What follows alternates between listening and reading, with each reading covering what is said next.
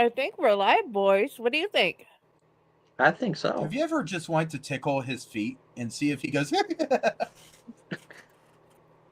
No, I don't want to mess with an owl. That seems like a bad idea. He would look at you and say, "Who did that?" On that note, Everyone thinks because you're a zombie, you don't know good coffee. Well, they're wrong. There's only one brew that gets my seal of approval. Deadly Grounds coffee is my guilty pleasure. The aroma is so intoxicating. It brings all of my neighbors out of the woodwork. Deadly Grounds coffee. Coffee to die for and zombie approved. It's good to get a little deadly. Use the front door! Oh, they're so disgusting.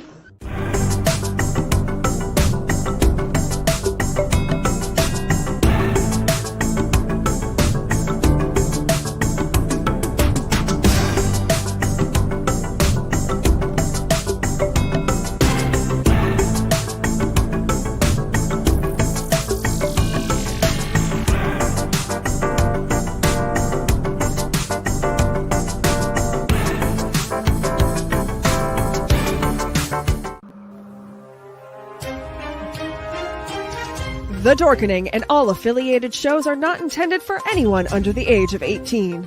The following may contain discussions or scenes that have adult situations, graphic violence, nudity, strong sexual content, and graphic language. This show is intended for mature audiences only. Viewer discretion is advised.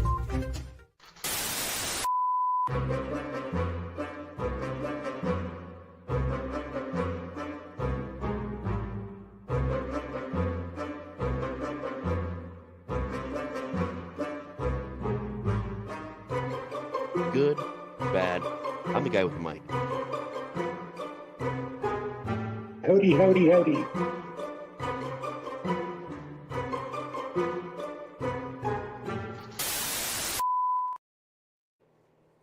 Hello, and welcome back to another episode of Padded Cell. As you've probably figured out, Fridays here is normal. And we got Pyle and we got Tom Dog, and if we're very lucky at some point, I'm hoping we'll get a Raz. That'd be Hi, awesome. guys. Yes, we need Raz. Well, I'm just saying that would be awesome because that would mean that we get one of the people that is actually in the starting credits of this. Yes, that would be awesome. But as you guys can see, I am one of the most blessed people in the entire universe at this moment because I do get a Pyle and I get a Tom Dog. Woo! And I finally found my stuffed face hugger. And right now it's hanging out with Pooh Bear.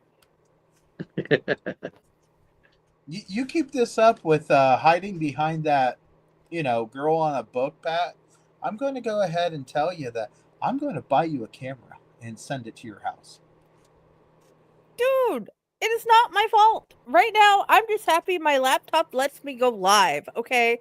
It's letting me do my stories. It's letting me make things like newsletters and stories. What's the bad sign? Which one's the bad sign? Me! I'm always a bad sign. Dude, I'm just, it's letting me do important things right now. It's letting me fill out applications for needed things. I am grateful it's at least working. Well, I'm glad something's working. Yes, I have the ability to be here. Face hugger. Dude, my mother-in-law is weird, okay? That she did it on purpose. I don't have a face hugger, but I do have one of these little Trojan guys. That is cool. Well, he got it the way I got it. We ordered this box from this thing, and it gave us stuff. Well, that's pretty cool. I need to order. I need to order something that comes in a box. Wait, I do. And my Amazon driver still doesn't bring it to the right door. Oh, that sucks. Yeah, tell me about it. Who knew it was on the front porch? Pirates. Well, No, they took a picture and they sent it to me, and I was like, "Where's this at?" And I come to realize that my daughter seen it and she kicked it behind something. That way, the Porch Pirates didn't get it. Oh, But okay. she should have brought it in. Anyway, so it's been a while since I've been on this show, and in fact, the last time I was on a show, I had an emergency run. I had to go. So real quick, I want to bring something up before we get into anything with the wonderful randomness of theories. If you see blinky blink lights down a road and you have no good reason of going down that road, do me a favor, along with the medics and the firefighters, don't go down the road. You'll read about it on Facebook, I'm sure. But please, no extra traffic. If you have no reason, it makes it really hard for emergency equipment to do what they need to do. That's what I'm going to say. And on to the wonderful theories. So, are we ready for my theory here? Because this is a fun little theory that I found. Yes, no? Yes. Let's hear your Okay. theories. Okay. Sorry, I was giving a picture. You were taking a picture or eating a picture? Getting a picture. Oh, I'll show none of you the in a above. minute. All right. All right. So, do you, Tom Dog, know who Reginald Val Johnson is? Yes, he is Carl Winslow in the hit television sitcom Family Matters, and also the cop in Die Hard, and a cop in Ghostbusters, and a cop in some other random movie, and a cop in some other random movie. Right. And I'll tell you what, there is a theory of how you can connect all of those. I don't know. There's actually two theories I found. And one is, Al, which is in Die Hard, goes ahead and starts becoming a cop. And he is a cop in Los Angeles. And as he's this cop in Los Angeles, he goes ahead and accidentally shoots the wrong person, and he cannot let that out of his mind. And in Die Hard 1, we talk about this whole thing, how he just can't let it go. But in Die Hard 1, he meets John. And he's not just in Die Hard 1, he's in Die Hard 1, 2, and 3. And it's pretty interesting how he keeps on popping up all over. And the theory is that John, as John travels, John talks to him. And why John is in New York in the third one, he goes ahead and gets a hold of Al and tells Al, hey, won't you come out here, spend some time with me, this and that, where he actually meets the Ghostbusters. And he is the cop. It doesn't say his name in Ghostbusters, but he's the cop that takes the Ghostbusters to to the mayor's office. So, there's that whole theory. And if he's not in the third one, that's where John is. And that is the theory that he's following John around.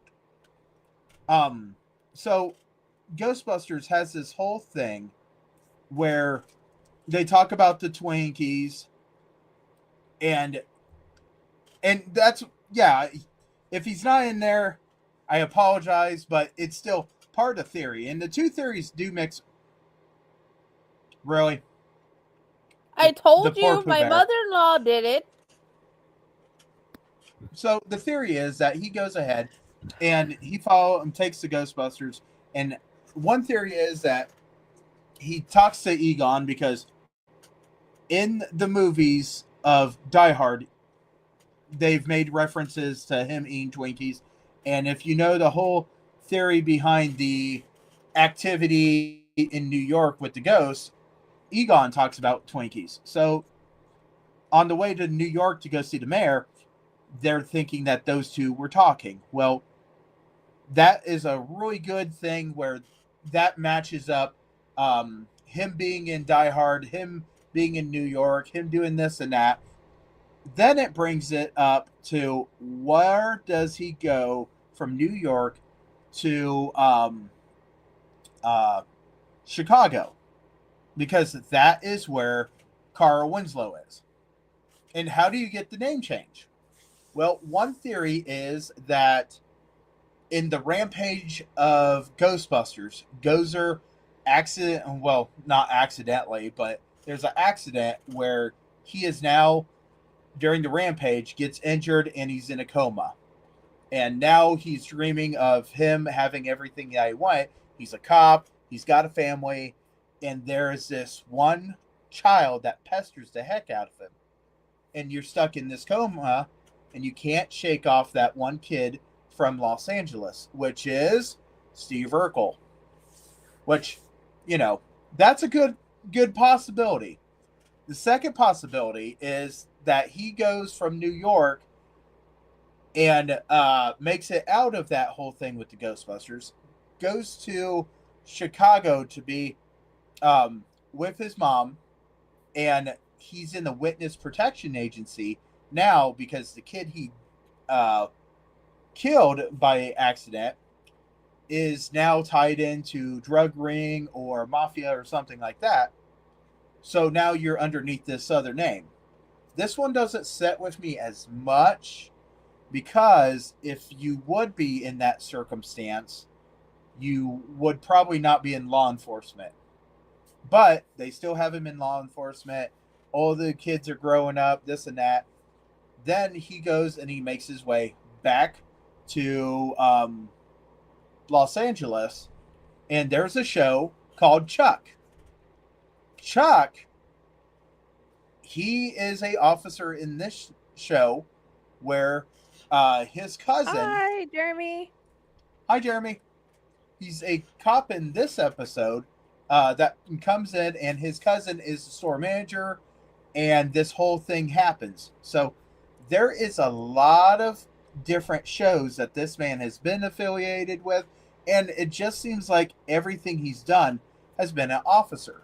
So it's really nice to actually have this guy. And I was talking to on Friday, and I asked, did you ever hear about this? Because I'm hearing so many theories, and it's really awesome because somebody just told me, maybe perhaps Tom Hanks is actually every movie that Tom Hanks has ever been in has been a reoccurring dream. Every time he goes to sleep, while he's stuck on the island, he's hallucinating, and that's why he's a toy, and that's why he's Forrest Gump, and that's why he's a military guy. And I thought that was pretty creative for Tom Hanks, too. I never thought of Tom Hanks being on the island, and how would that play on your mind? And perhaps it plays on your mind because now you have all these other movies being how you handle being stuck on that one movie in, a desert island. So, I mean, it's just something interesting because I like when people can connect things, but it's fun to do when you do one actor and you can take all their works and round them up because there's maybe a bigger picture to it. So, yeah, that's my thought. Okay. That's Yeah, an interesting that's cool. theory. And just to add something to Tom Hanks being on that island, I heard he had a ball. Yeah. Yeah, he did have a ball. And you know what? Maybe him talking to Wilson this entire time is what keyed up him wanting to be a toy. And that would bring in the Toy Stories. I still can't believe they're making a fifth one. You know what? I think someone's going to ride that horse until you drag it across the concrete and it stopped. Well, I had a pretty good theory about it when I talked about it on my show. Ooh, and that would be? It was basically that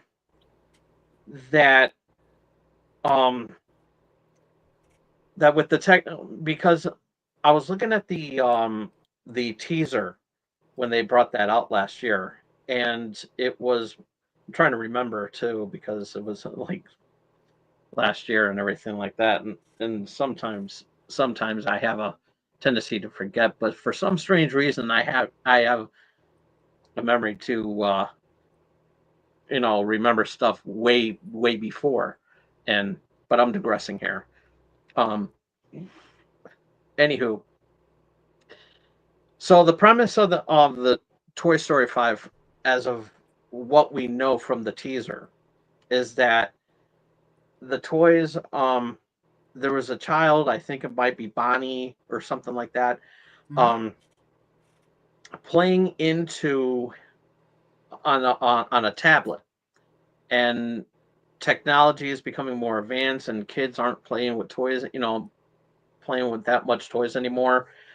And there's a rumored plot that there's going to be a re-release of Buzz Lightyear, but in this one it's going to be an interactive toy, which is why um, the tablet comes into play, because you'll be able to interact with the tablet, because which would make sense, because with the Transformers figures, you Right. know they have these gigantic Transformers, and you can use your tablet or your smartphone to play with these toys.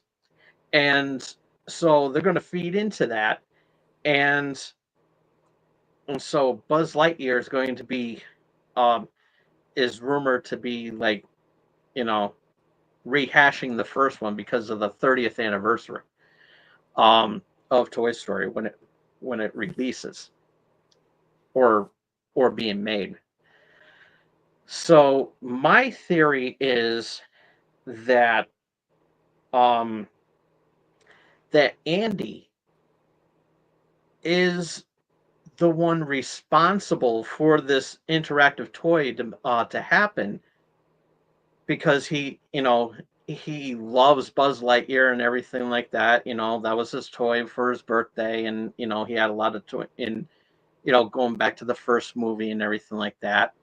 And he's this, because he's a college kid, he came up with the idea of bringing back Buzz Lightyear for the 30th anniversary, and bring him in as an interactive toy that you can use on your tablet or smart device.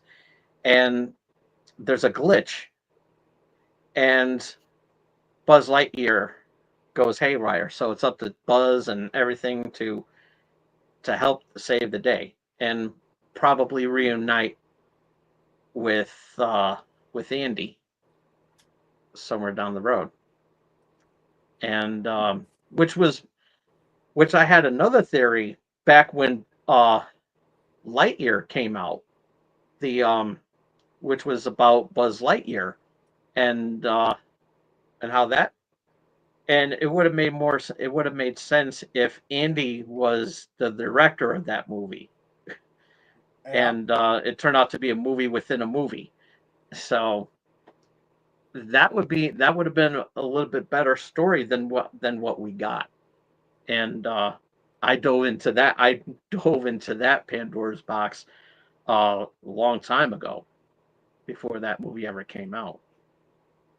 So, and my idea was a lot better when that came out, but hopefully there's someone's watching, and they look into that one. Hi, Mahana. And be like, yeah, let's go ahead and yeah, that's a good story. I would rather much see that and have some sort of connection with Andy.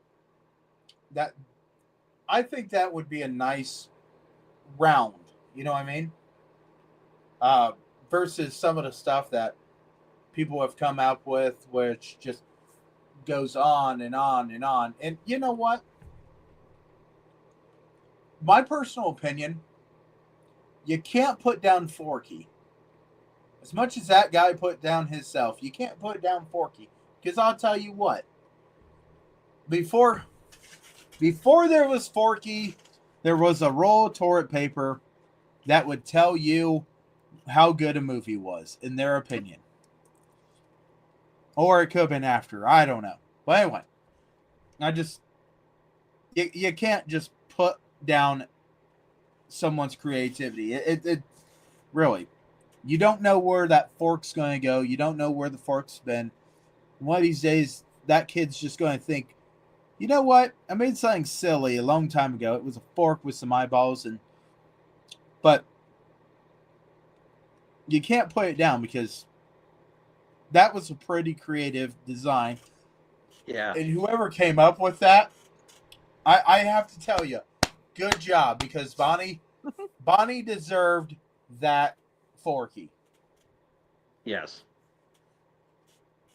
Now, I've used that phrase from Forky many different times. I'm trash, repeatedly. But yeah, Friday, do you know any movies that connect with each other? Because only if Owen Wilson would come out with some type of connection between his movies.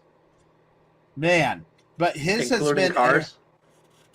Oh gosh. Wow. Yeah.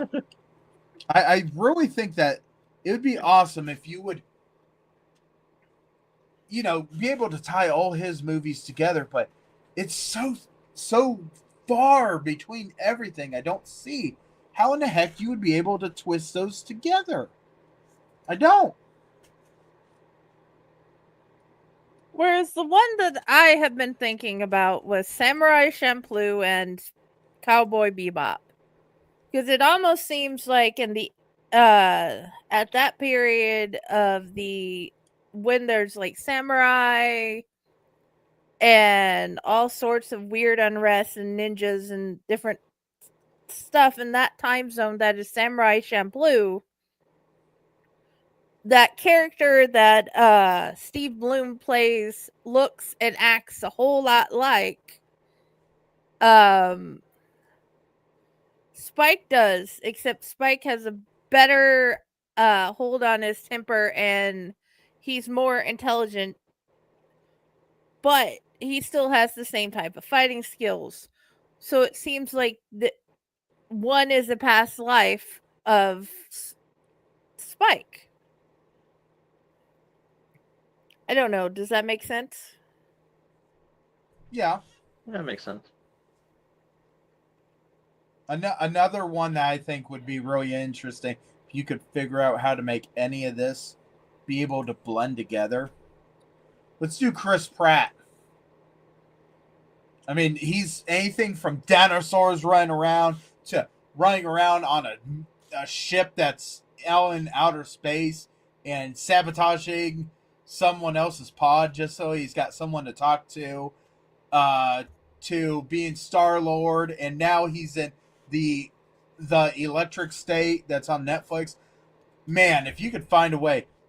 And I have no idea where he's in Garfield, but I know he's in Garfield.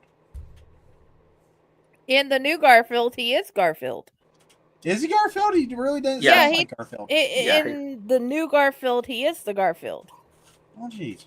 Yeah, he voices Garfield. Well, I'll tell you what. I that's pretty awesome. It didn't sound like Chris Pratt. Sound like Mario. Yes! Yes, it does. But Let's go. let's go. Was that too much? Was that no? I It's thought it was perfect. good. Yeah. I think if you could find a good connection on a whole bunch of actors and what they have done, absolutely. There was a long time ago actors that would not change their name. What their name was what their name was in that movie. Anybody that was around them had to change their names, but they were the star. They kept their name. And Grandpa always showed me Westerns. This was the number one thing with Westerns. They would take their name and they did not change their name. They changed the last name, but not their name. I was like, wow, you see how grainy this is? And he goes, yes. Have you watched it this much? No, that's how that was filmed. look like crap. Mhm. But that's the way they did it back then. And, now that I know everything they went through, yeah, you know what? That crap looked awesome back then. I'm sorry, I forgot my cup tonight. Getting a 2-liter. Hey, that works. That's okay. I've been showing off my can. Yeah. Well, I did find a can down here, but it's the can I had when I was doing Friday night. And I bet you she don't taste as well as she did, but I No. left in a quick hurry. Boy, did I leave in a quick hurry. And it Friday, when I got into that, I got there and fire chief come up to me and goes, "Were you sleeping?" I said, "No." He goes, "Well, you were like really, really quiet in the beginning." I was like, "Yeah." My phone rang and I was in the middle of a podcast and I was trying to get everything off my screen and put everything on silent. And he goes, "I apologize." "Sir, don't you apologize when you need something." But yeah, I came down here today and realized how much I left everything set for 2 days. Yeah, understandable. So, Tom Dog, I haven't seen you for a while, and you haven't seen me for a while because I've been busy. Yeah. I don't know if you've been busy or not. Yeah, Well, I've been pretty busy, but at the same time, I've been hanging out with Friday and Dell and everybody over on Uncle Necro's Tomb of the Terrible. That's Yeah. awesome, and I've not been back to Uncle Necro's Tomb of the Terrible, and I have not had time to watch movies, nor have I had time on Mondays. Yeah. So hopefully one of these days I can watch a very questionable movie, and me and the toilet bowl or me and the toilet paper can talk, and he can rate how bad that movie was or how good it was. And That then would I've be been good. doing some stuff on my channel too and everything like that. And I was going to do a show tonight, but I'm looking at it and because I was going to review nights 1 and 2 of AEW Collision, and Mhm. when it came on last night, it was late, and I was like, I'm not staying up to watch it. I'll watch it some other time. So, and it's going to be on again late again tonight, so I'm not even going to bother. So I'm just going to wait until till the replay. Right. But then I'm gonna, which will come in handy because I can catch up on tonight's episode of White Lotus, so I can watch that when it comes in tomorrow. Well, that's nice. Yeah, Tell you what. I love the White Lotus. I love that show. That show is so awesome. That's Marvel, right? No, that's an HBO series, Oh, okay. and it's the White Lotus is basically this this luxurious hotel, which is set in these various islands and everything. And I don't want to give too much away if you haven't seen it, but it is good. The first 2 seasons were good. It had Jennifer Coolidge in it, so anything she does is awesome. And the third season is getting pretty cool too. And right now they're in I want to say Beijing. Let's see.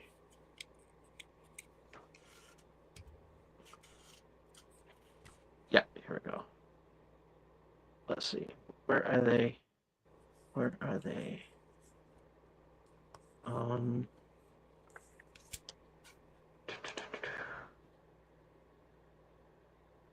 They are in.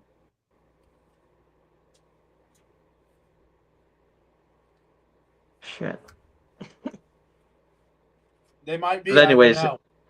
yeah, they're in. They are. Oh, let's see.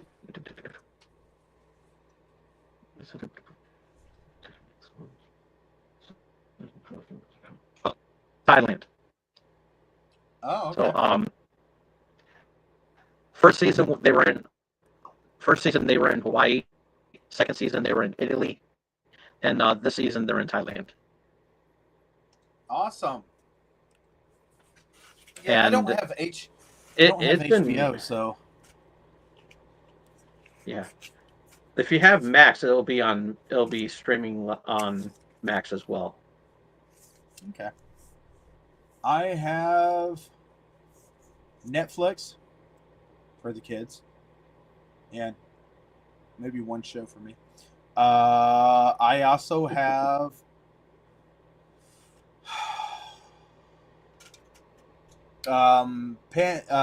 Paramount Plus came with Walmart. Nice. It was free, so whatever. There you go. Raven likes that. No, that's not. She likes. Raven likes Peacock, because Peacock is where you can find Five Nights at Freddy's. Yes. And you can Five Nights at Freddy's on repeat, and repeat, Oh yeah. and repeat. And all she can say is, "Get 'em, Cupcake."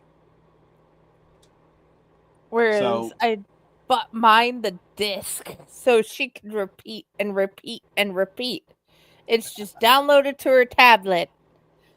No Nice. internet needed. So, I got that, and then the one that I basically am the only one that watches it, and y'all can say whatever you want in the comments, and I don't care. You ready? I've got Crunchyroll, which Crunchyroll just attached their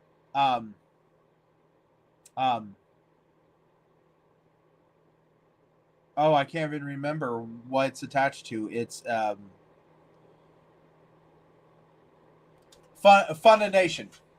Funimation, yes. There we go. Yeah. Crunchyroll just attached Funimation to it. And I am so happy because I was watching Crunchyroll, I was watching Funimation, and I got rid of my Funimation. That way I could watch Crunchyroll. And I was so happy because that is the only place that I can watch Chainsaw Man. That's the only place I can find Chainsaw Man. And I will go upstairs if I have to. But I have a Chainsaw Man. He's in the box. No one is touchy him. No one. I can honestly say I totally agree with the Crunchyroll. I have Crunchyroll too. And Cassie's show of choice is Demon Slayer. And mine is Ghost in the Shell. Nice. All right. Ooh. I'm also a pretty good fan on Dr. Stone. You ever watch that? No. Tom Dog, I don't know if you're a fan on that type of stuff at all. I have heard about that, but I have not seen it. So let me give you the gist of it, okay? Something has happened to everything that was alive. Okay?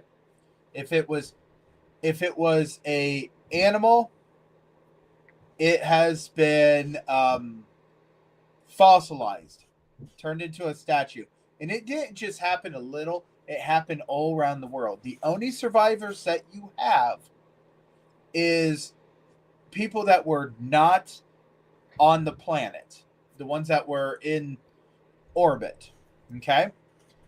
So all of a sudden, this one person that is the lead character, and we'll call him Dr. Stone, he actually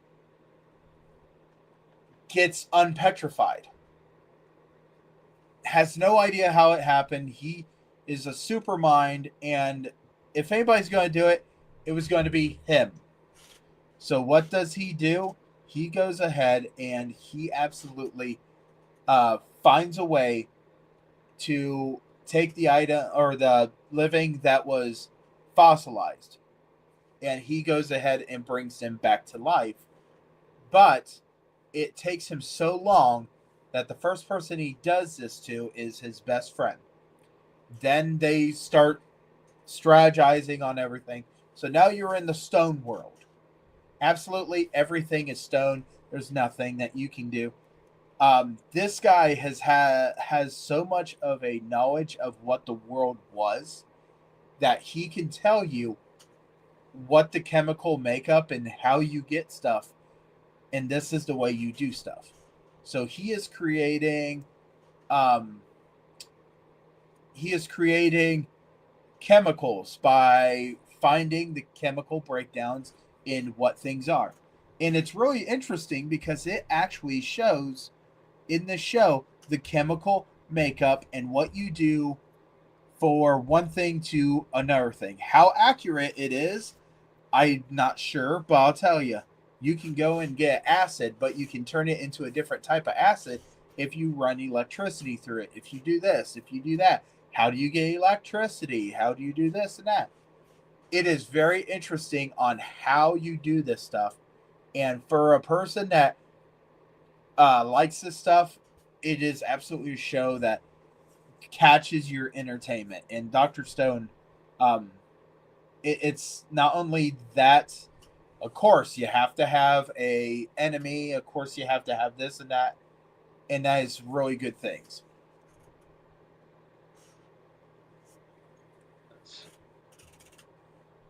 Awesome. Just trying to see where I can watch it. Besides, if it's on anything else besides Crunchyroll. It was on Netflix, I do believe. Oh, it's on it's on Hulu.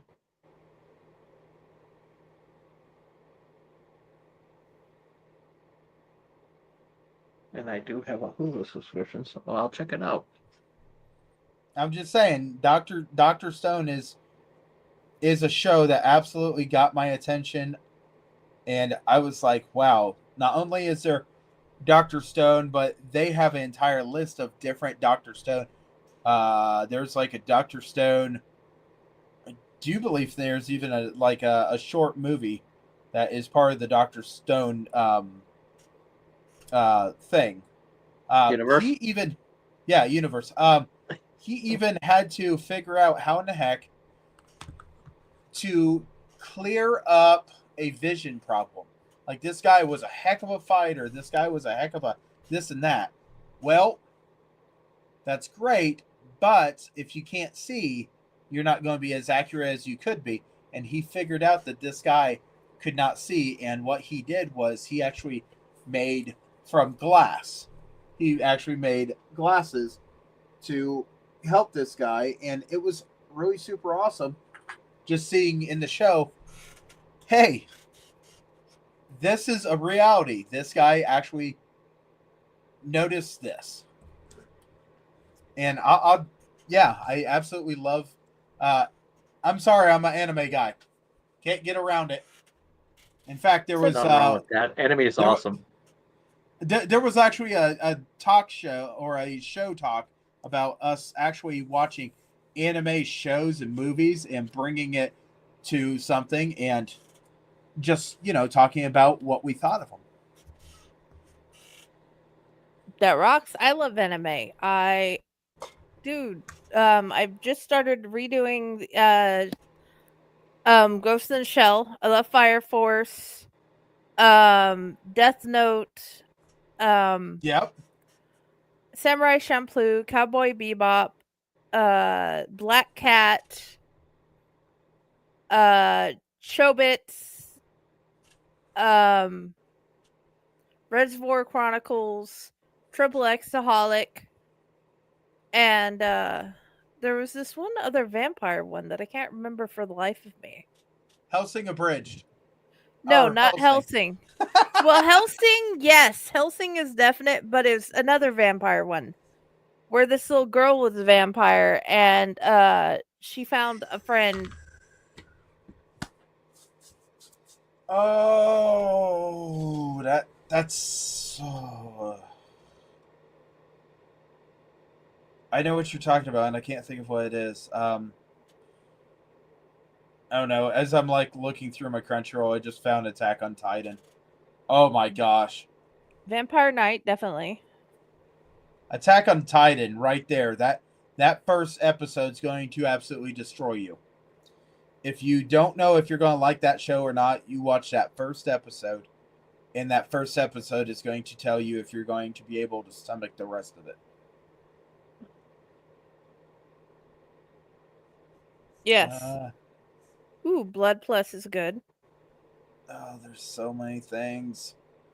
I Why is know. Crunch so? Kaiju number 8.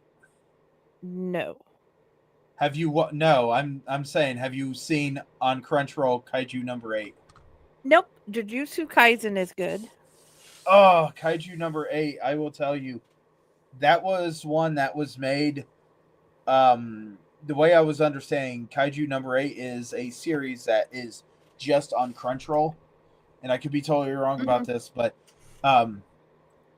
this guy wants to be on this Kaiju fight team or this fight force so bad that he's taken the course over and over and over again, and he is now like 35, which is their cutoff line, and he doesn't know if he's going to make it once again, and he ends up somehow having a kaiju find him in the hospital, and it goes and enters him through his mouth, and it turns him into a human kaiju, which he can go from human form to kaiju form.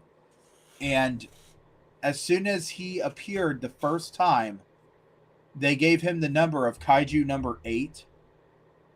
And this show just absolutely had me braced, and I had to buckle in my seatbelt. And it's only got, first season's got 12 episodes, and I am so mad because where's my second season? But you know, I was like that with Stranger Things. Hello, where's my second part of my last season? I don't like how you let Sam.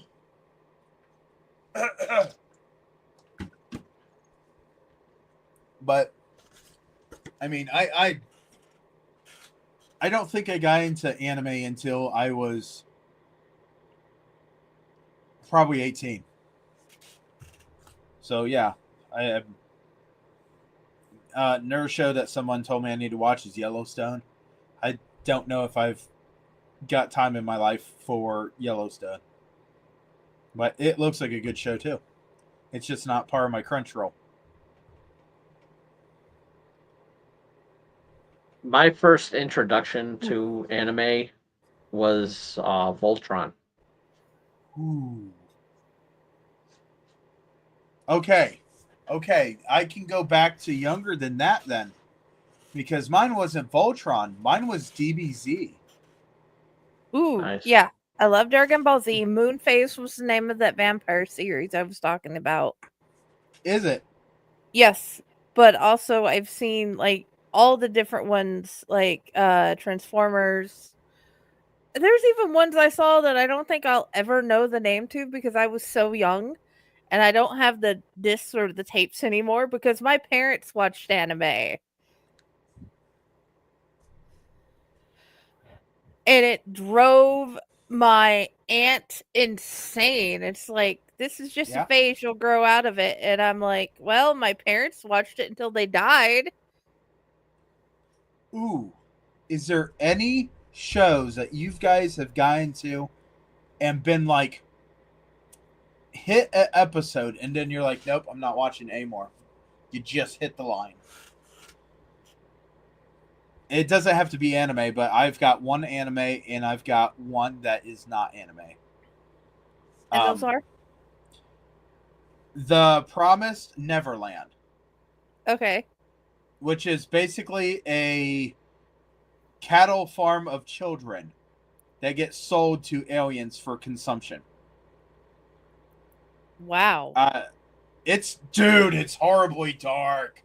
Oh, I could not.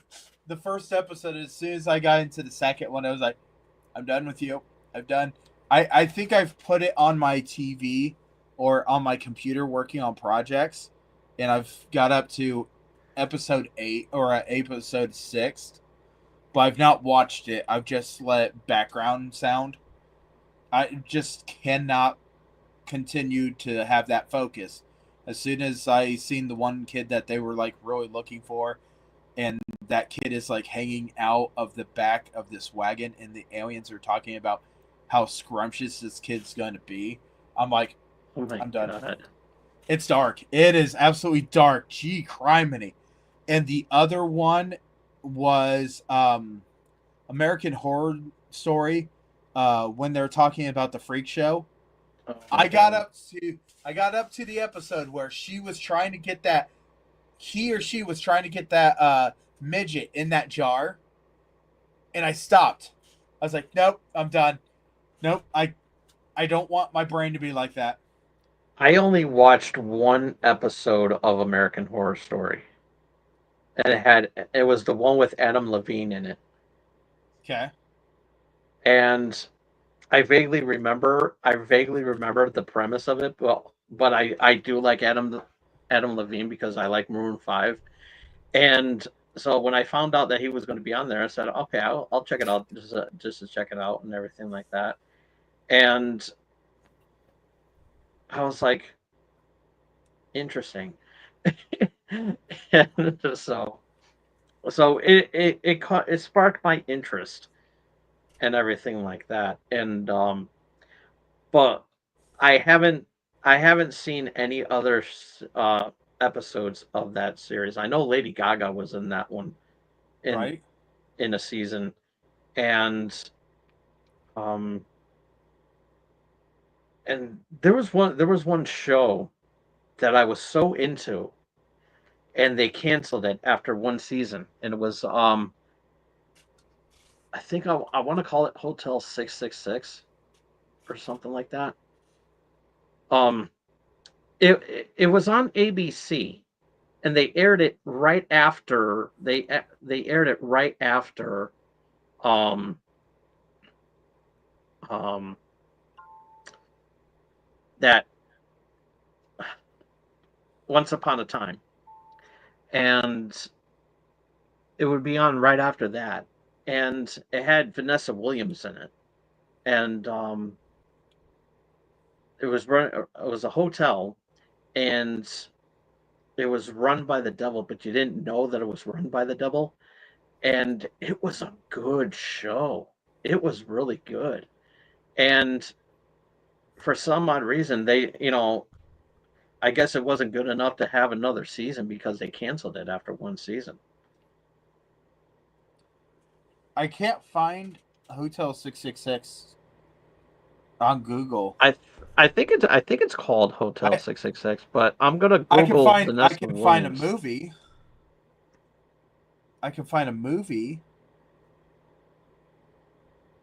You sparked my interest. That's why I'm like checking on it. Now I'm not saying that, I'm just like, man, this sounds intriguing.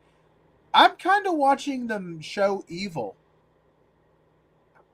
What I've seen of that was actually pretty good. Evil's very interesting because you have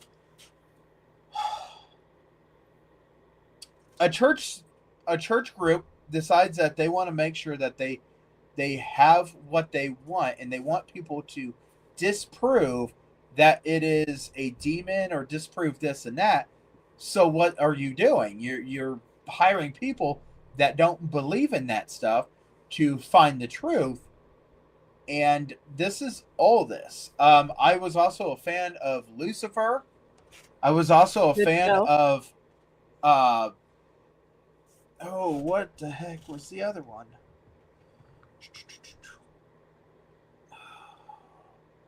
What the heck? Rennie.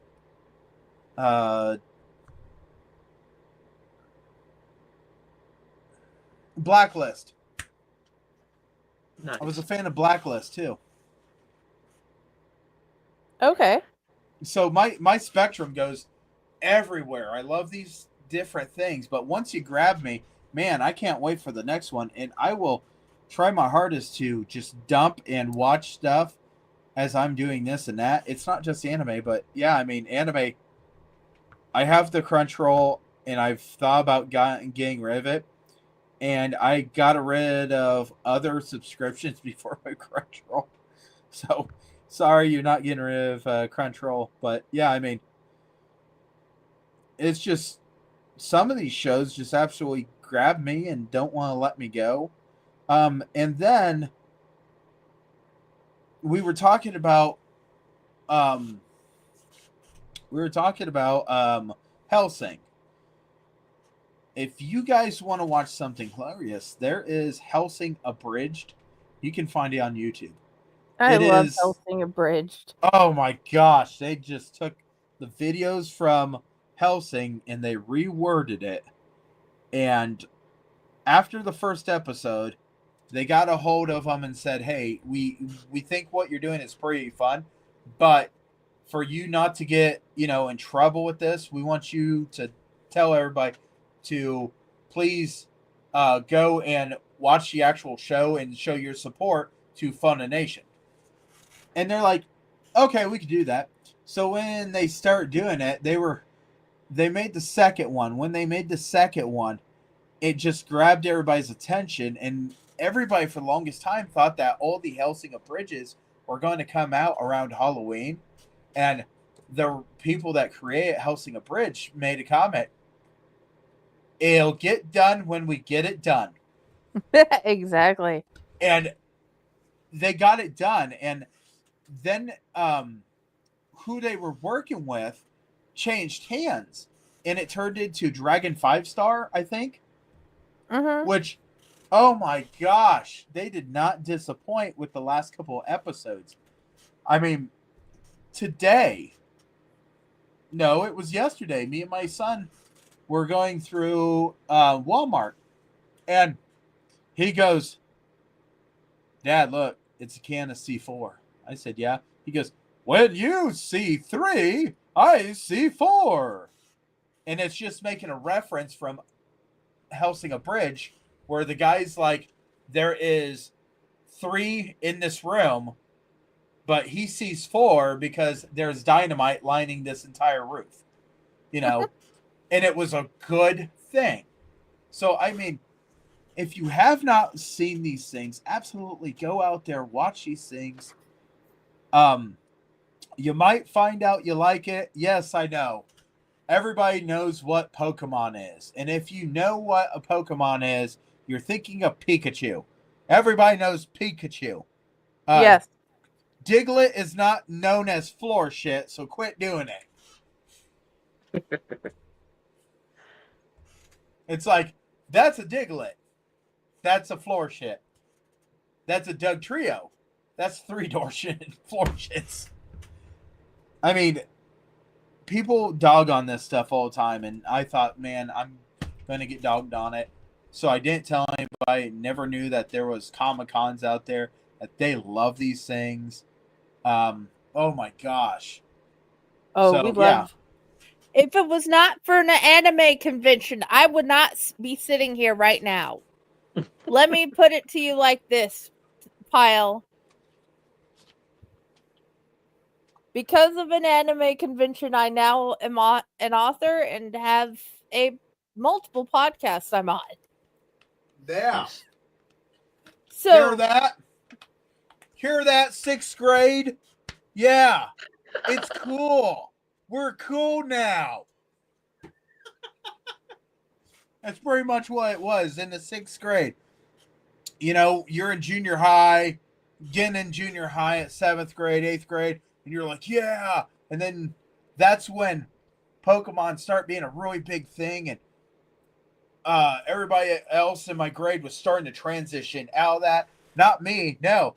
I could tell you what every single Pokemon was, and I could almost tell you exactly what number it was. Did I go a little too far? Maybe, because we were doing the whole theories on why Ditto is Ditto. Why can Ditto only transform? That's the only thing Ditto could do. It's because the theory is that where you go and you find YouTube is the same island where you find Dittos. So the theory was that YouTube was the masterpiece of Mew, but every Ditto was created because it was a failed attempt at making a Mew. So all it can do is transform. And if you have a whole army of Dittos, it doesn't matter on who you're going up against. You can whoop some major ass with a whole army of Dittos. Because all they do is they transform into what they're doing or what they're battling, and they just take their attacks, and then as soon as you run out of the attacks, you go ahead and go into the next Ditto, and it transforms and does the exact same thing over and over and over. I mean, who knew, right? Exactly. It's epic. And if you want to talk about Pokemon even more, I'll tell you now. What do you use on a Pokemon to make another Pokemon a baby Pokemon? You use that original Pokemon in a Ditto, and they get shaggy with it. La la la la la la la. La la la la la la. Next thing you know, you got an egg. So, Dittos are pretty much the Pokemon whore. I'm just saying that. It's the Pokemon whore. It will do anything. You can get a Ditto to do a Ditto, and you got a nerd Ditto. Or you could do a Ditto to anything else, and it gets shaggy with it, and you get a Pokemon egg. Then you walk around with the damn thing, and magically it shows back up, and you're like, hey, look, I got a Pichu. That is stupid. Because it shocks itself and hurts itself. It doesn't even control its own voltage. Let's get away from Pokemon, please. Well, I want to add something To the horror of in Pokemon. Yes. Does Kirby fall in the same universe as Pokemon? And I'll tell you why. Jigglypuff. Okay. Does ever know if you ever play Smash Brothers? Yep. They have Jiggly. You can play as Jigglypuff or you can play as Kirby. Yep.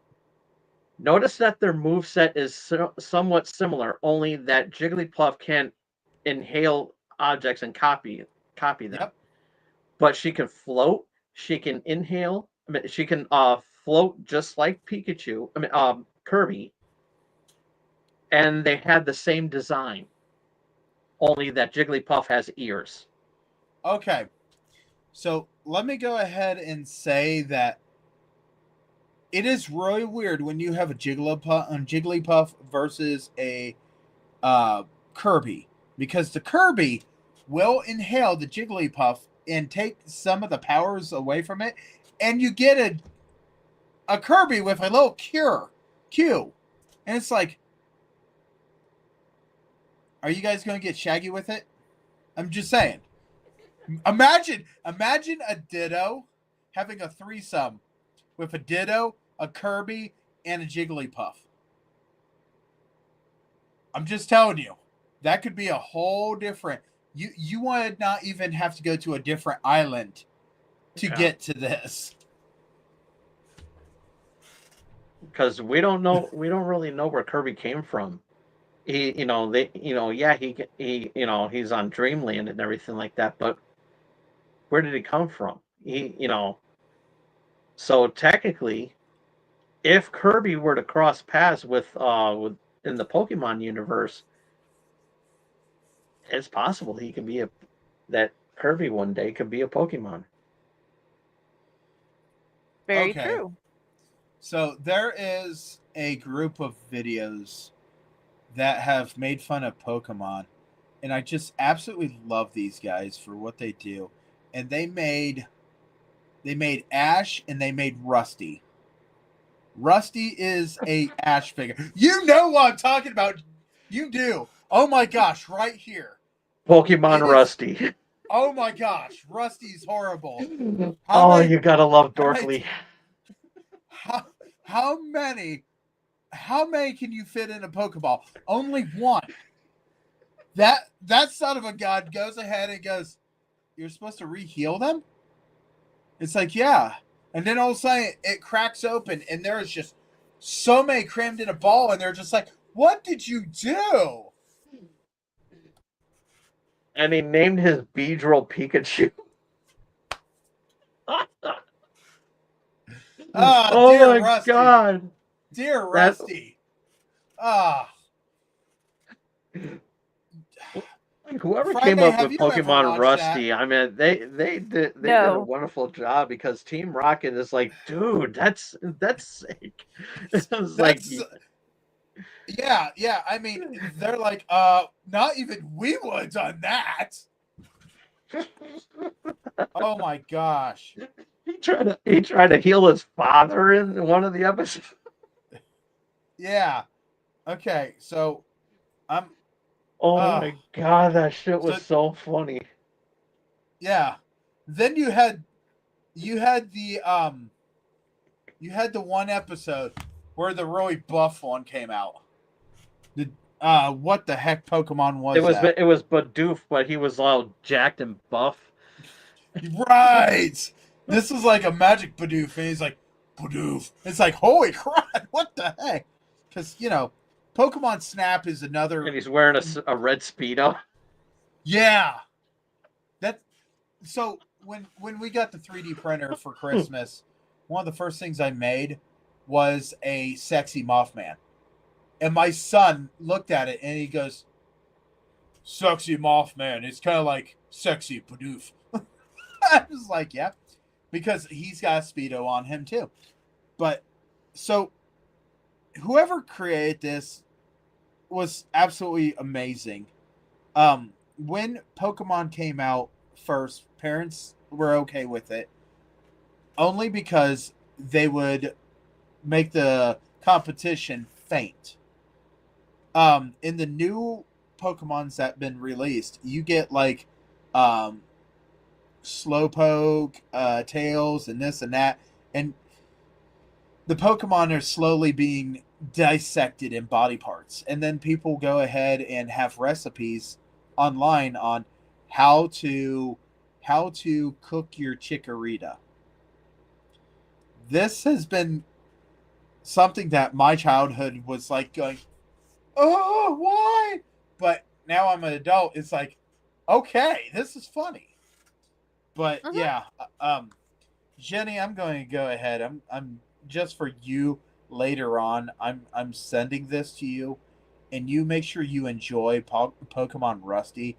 And honestly, anybody that gets a chance, go ahead and look up Pokemon Rusty, and you will find it on YouTube. And oh my gosh, it's a freaking masterpiece. It's in Dorkly. It's on Dorkly. Yeah. There's actually a thing that actually takes all the episodes and crams it into one file. Yeah. So you can watch every single episode. That's so much awesomeness. Oh my gosh. I it's been a long time since I've been so happy just to think of Bidoof and all that stuff. I mean, I'm gonna go back and watch those. And then Sonic for Hire. Sonic for Hire. You haven't seen that one? Ooh, no, I haven't. It's made by the same people. It's made by same people. They also, the Dorkly, also made a couple of shipping error accident. Yeah, those are funny. I've seen those. What do you do? What happens when a character gets a different power-up from one game to another? And it is just very interesting how these things all happen. And you just got to watch what happens, because they did episode 1, and then they did an episode 2, and then they did a third one. And as soon as she came running out, and she's like, oh no, it happened again. He looks at her and goes, how do you still have a job? And I was like thinking the same thing. How are you employed, woman? And then all of a sudden, just watching the episodes. Since we're crawling down this hole of power-ups and this and that, have you ever watched The Truth Behind Yoshi? No.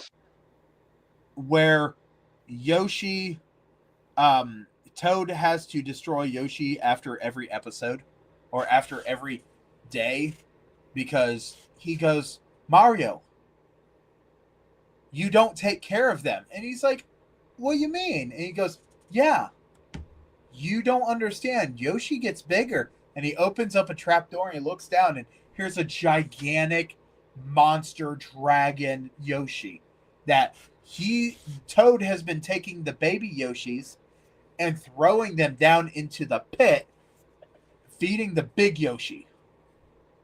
Oh my gosh, that was kind of traumatizing to me too. What really happens to Yoshi? I mean, at the end of a game, you go ahead, you have a Yoshi that pops out of an egg.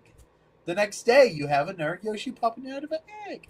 Yoshis don't go back into eggs. They die or they do something like this in the video games. Well, this cartoon actually shows how Yoshi is handled, because Toad actually has to destroy it, and then as soon as the reality of this whole thing and Mario's all messed up and this and that, Toad takes care of Mario and orders a new Mario.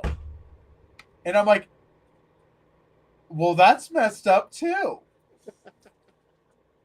I mean, he's like, don't worry, Mario, you'll forget about it. He's like, how do you forget about this? And he's like, don't worry, you'll forget. He's like, oh my gosh. So, dude, I want to hand it to any creator that goes out and does that stuff. I love it. Have you ever seen on YouTube, they talk about the want to see my pecker bird? What is it? Want to see my pecker bird? No, I haven't seen that one. So, no kidding. This is a legit thing. I was introduced to this by my coworkers. Thank you, Dave. Thank you very much for destroying this on me. But now we always go, hi, want to see my pecker? And the guy goes, you mean your beak? He goes, want to see my pecker? The guy goes, you're talking about your beak, right? And the parrot looks at him and goes, it'll take you back to your world. He goes, well, you mean your world? And all of a sudden, this freaking shark with a unicorn head comes out, and he goes, oh my gosh, yes, show it to me. And he goes, ooh, that's nasty. It's a whole little skit that'll make you start crying, laughing so damn hard. Oh my God. There's so much to it. Yeah, I mean, man, I wish we could just play videos on this one day and just go, hey, this is where we found this, and just laugh at this stuff. But unfortunately, no. We can share them in the Padded Cell group. I know, right? You can just put them, just share all of them to the Padded Cell group for them to find. Yes, guys, there is a group for you to find random stuff in. And go from there. Yeah, I know the answer is no, but I'm just saying. That would be really awesome. Yeah. I miss Charlie the Unicorn. Oh gosh, Charlie the Unicorn. That's the early stages of YouTube, and it's like, hey Charlie, let's go to Candy Mountain. Yeah, especially when it was like, oh god. That was a good show. I also miss the Harry Potter Puppet Pals. Remember that Harry Potter Puppet Pals? It was just like, it was a web series. They did like a couple of them, and they were puppets, but it was animated, and they were all puppets of the Harry Potter characters, and it was so friggin' funny. Oh my gosh, I feel like at some point we need to have like a warning. My son keeps on watching Red versus Blue yet. I love Red versus Blue. I can't not say I don't have the majority of it on my Fandango. I'm missing like a season now. Caboose! I love Caboose. I love Church. I love the episode where he goes back in time. Everybody goes forwards, and he went back, and he realized that he was back. So he went up to the wonderful tank, and he's the one that did everything, and turned off friendly fire, so it shot and blew up the one person. And he's like, "Oh, so that's how that happened." He's the team killing fucktard. Yeah. He's like, "Oh." So Okay. that's how that one happened. Yeah. Okay. Sarge I can is so honestly say clueless. the only dorkly thing I've actually watched, like the majority of, is probably the Pokedex stuff Oh, and some of the other random shorts. So yes, I know about Dorkly, but I've not seen the series that you were talking about. So I'm like, this sounds familiar. Okay, now I know what Dorkly is. And I Pokedex think entries are real. Yes. That's awesome. I I forgot what think- episode they're on now, but they've done a lot of them. 87 so far. Yeah. My favorite line from RVB is "Protect me, Cone." You know, I will say, in my years of YouTubing and this and that, and running down bunny trails and this and that, nothing was more of a appealing thing to watch than watching Matt Pat in all his theories. Yeah. I will give that guy some credit. Him and his team came up with some of the craziest theories and how to understand some of the video games, and they made it fun for you to go back and play your games underneath their theories.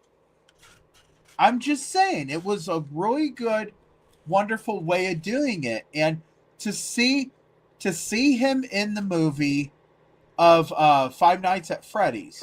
Yep. And he goes, breakfast is the most important meal of the day, but it's only a theory.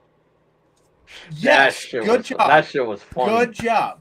The only reason that I was like cheering when he said that, and I was watching it in my house too, and I was like, and my parents were like, "What the hell's that noise?" It's like, "Oh, I'm just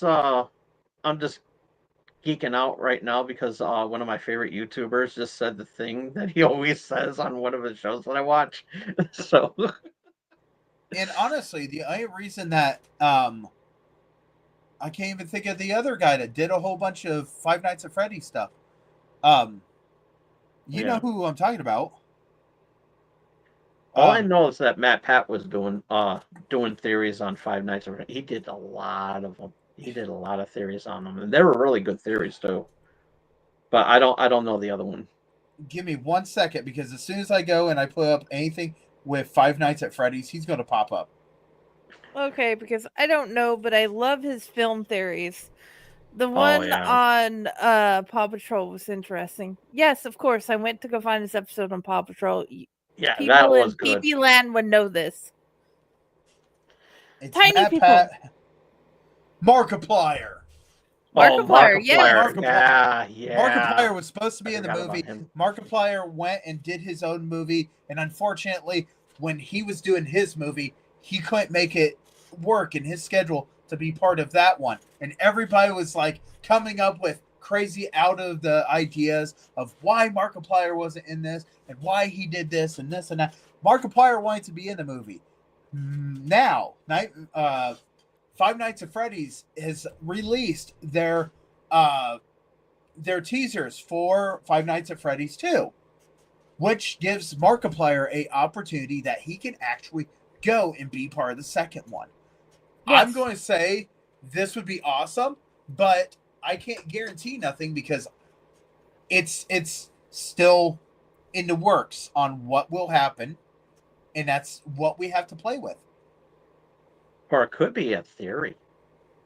I wasn't going to say it. It might be a movie theory. A film theory. And that only leads me to wonder if Matt Pat's going to be in the sequel. Good question. No idea. And we lost Pyle. He's doing something. Oh, okay. I don't know. But I do want to go back to I looked up Vanessa Williams in the search, and Mhm. it was it had 666 in the title, but I was wrong. It was 666 Park Avenue. Oh, okay. And I'm going to read the while we wait for Pyle. Um, I'm going to read the synopsis that I got from TV Guide, and it says, "If you could make one wish, what would it be, and what would you do to get it? At 666 Park Avenue, all of your dreams and burning desires can come true: wealth, sex, love, power, even revenge. But just be careful what you wish for, because the price you pay could be your soul. Welcome to the Drake, the premier apartment building in on Manhattan's Upper West Side, owned by the mysterious Gavin Doran and his sexy wife Olivia, who is played by Vanessa Williams. The the Drake is home to dozens of residents who are unaware they're living in a dark embrace of supernatural forces. They think their dreams are all coming true, only to find that they've been lured into making what feels like a deal with the devil. When a young Midwestern couple, Jane Van Veen and Henry, excuse me, I'm a little verklempt here, and Henry Martin is hired to manage the Drake, they soon discover that evil, accession, and manipulation has a home. So yeah, that is the synopsis. That sounds like a fun one. It was a good show. I was so mad that they canceled it after one season. So I went down memory road real quick. I was like, I could not remember what this was. So I'm like screaming at my phone, trying to explain what the heck I was thinking of into my phone. I didn't think you guys wanted to see me scream and yell and hear me yell at this phone, but my phone pulled it up. Policemen versus firemen. Did you ever watch any of those episodes? No. No. This is early days of YouTube, back 17 years ago, and this was two guys with puppets, and it is the firefighter versus the policeman, and this entire thing was it was almost like Will Ferrell and his daughter doing their videos in the beginning. So it's 17 years ago. They had the complete section of them, but this was just absolutely something fun to watch.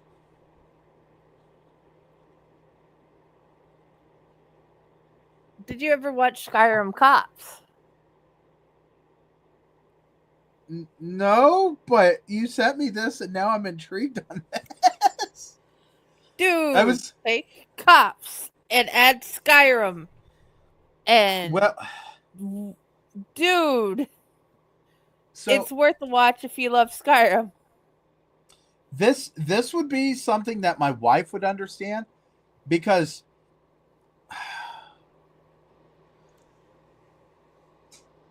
Xbox, and then getting another Xbox, and then getting a GameCube, and then getting the Switch. We have had 3 or 4 copies of different playable Skyrims. I have Skyrim on every device that you can have Skyrim on. Oh my Xbox, gosh! PlayStation, I think 2 different levels of PlayStation, 4 and 5, computer, Switch, and I think we have like the whole entire series for the computer, and like 2 or 3 of the games for the PlayStation and or Xbox. Mm-hmm. Chaos plays that thing so much. So I never got into Skyrim. And nothing against the game, I just never got into it. Could this get funny? Absolutely. My wife has played it on 2 devices at the same time. That's Nice. okay. Josh was Why? playing 2 different Digimon games on 2 different devices at the same time Nice. this week. And I'm like, are you happy? Yes. Okay. Okay, Digimon was a knockoff of Pokemon. I'm sorry, it was. You cannot convince me any other way. I'm I not mean, going to seriously. ask you to change your mind. I'm just going no, to ask you not to have an argument about it with Chaos. no, I'm saying anybody out there send me any message after watching this like 20 years down the road or whenever this is watched.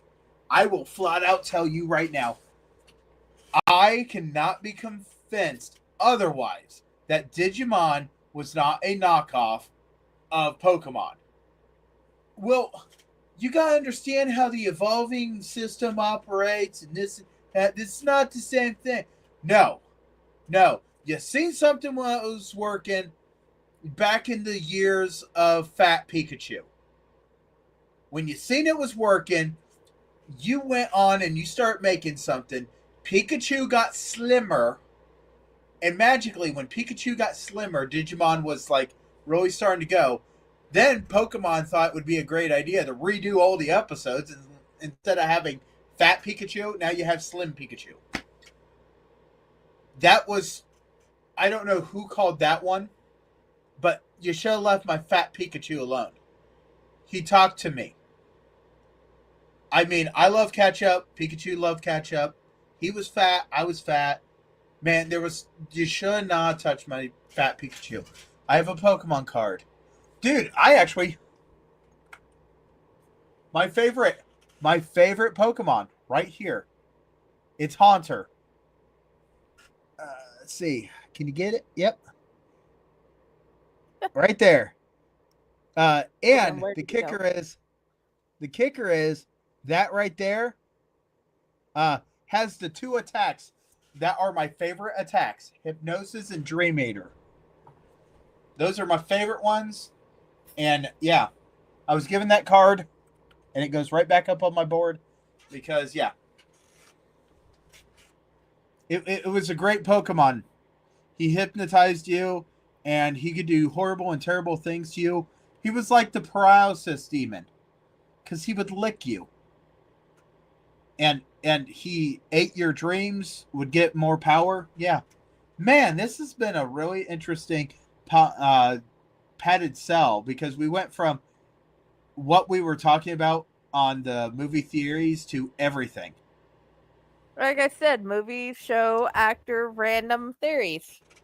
Yeah. Dude, I like this. I'm pumped. Oh, I'm enjoying it.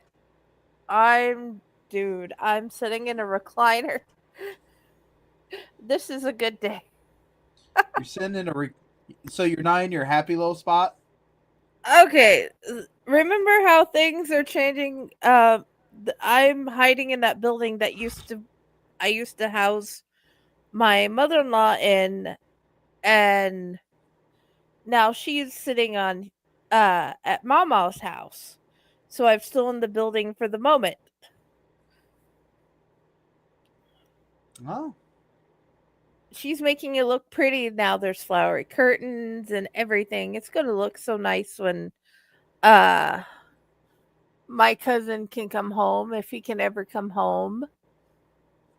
Right now he went from no, I think I'm just going to die to getting the amputation, and now they got him on a shrinker and they're trying to help him learn how to use that leg again.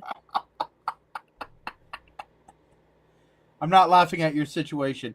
I just seen something on. I love you people. This is why I'm showing it.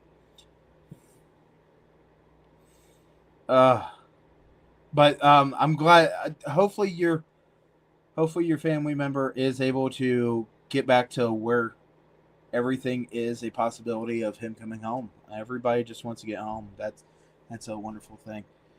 Friday, I just sent you something, and we can put that up on the screen if you think it's appropriate. If not, we'll put it somewhere. It's just, dude, it just got sent to me, and it says here, Okay, hold look on. at this. I'm just telling you, AutoZone Yeah. should not sell this. Not No. for that. Sorry, they're being mean and making me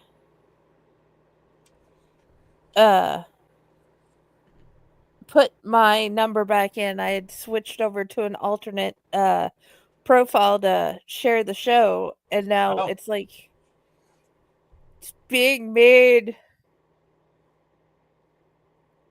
There we go.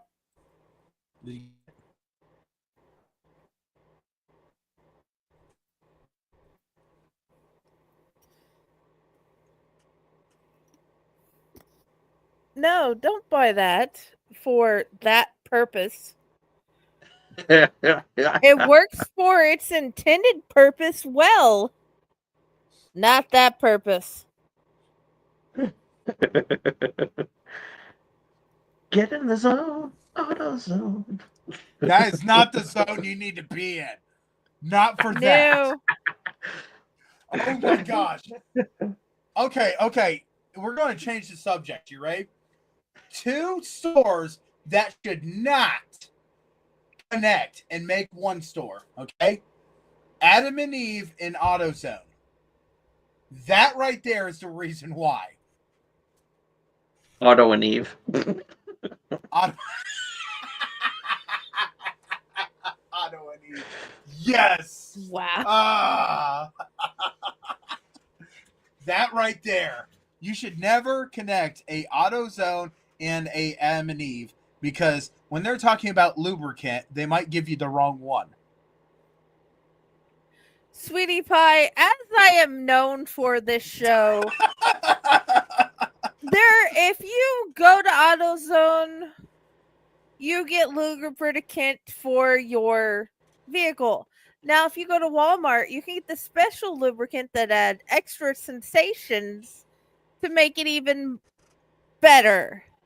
So go to Walmart or your local drugstore and get that particular lubricant for you and your other.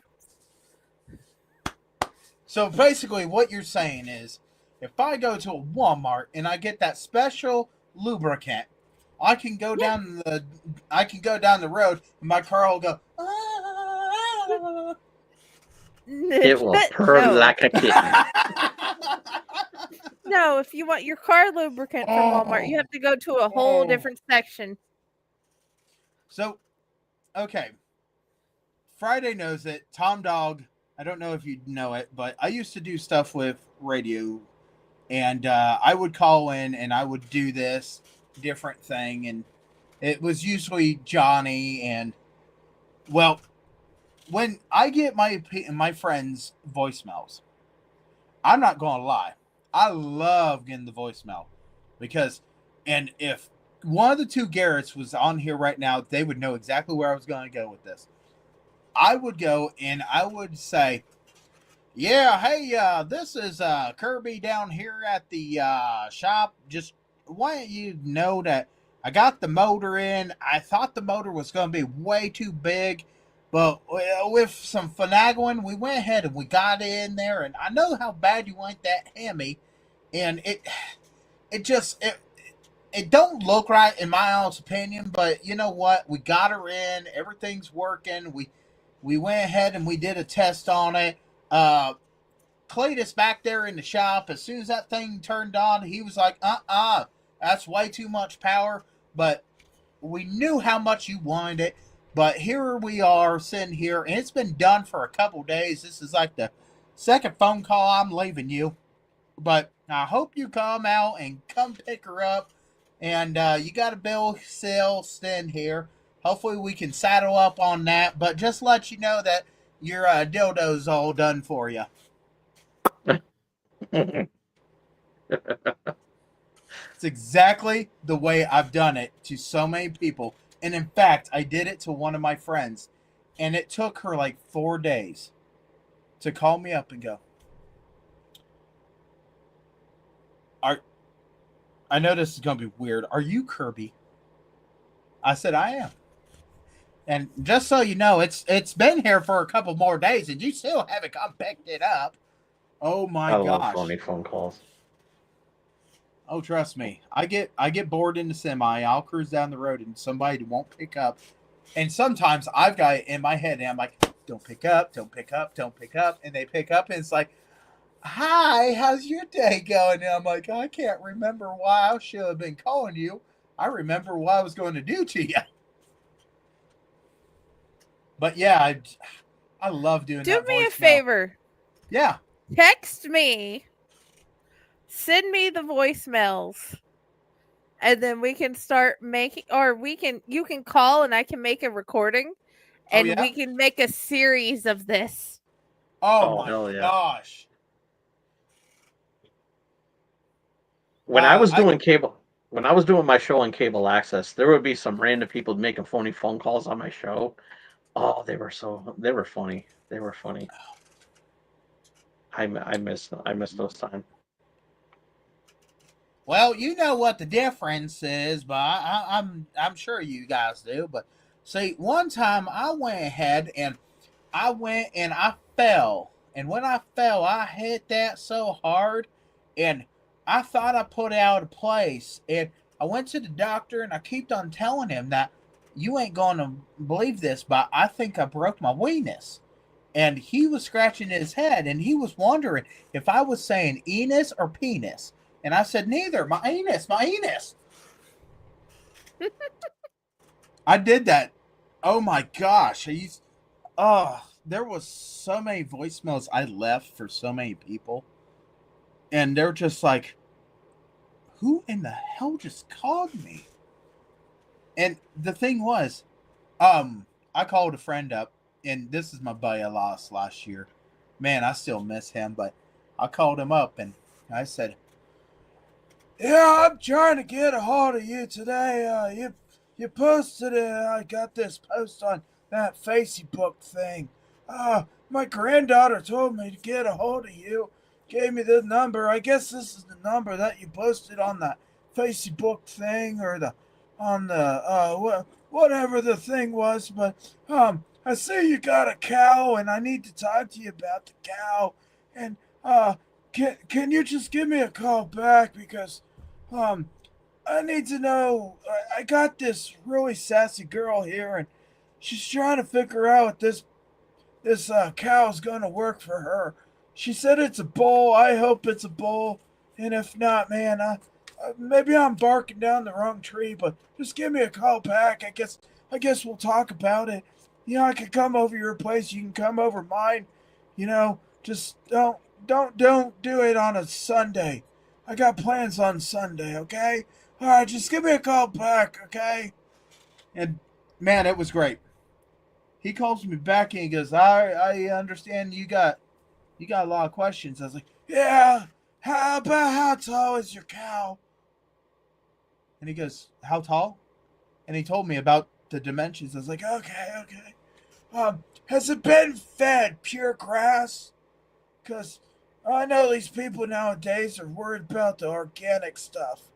He's like, yeah, it's all growing. Okay. I was like, okay, what color is the cow?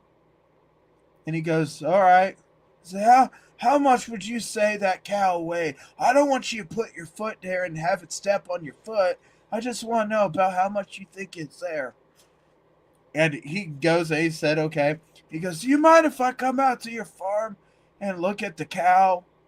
And he goes, no, go ahead. I'll give you my address.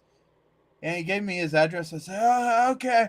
Let me talk to somebody and I'll give you a time and a date. See if that works for you. He goes, okay.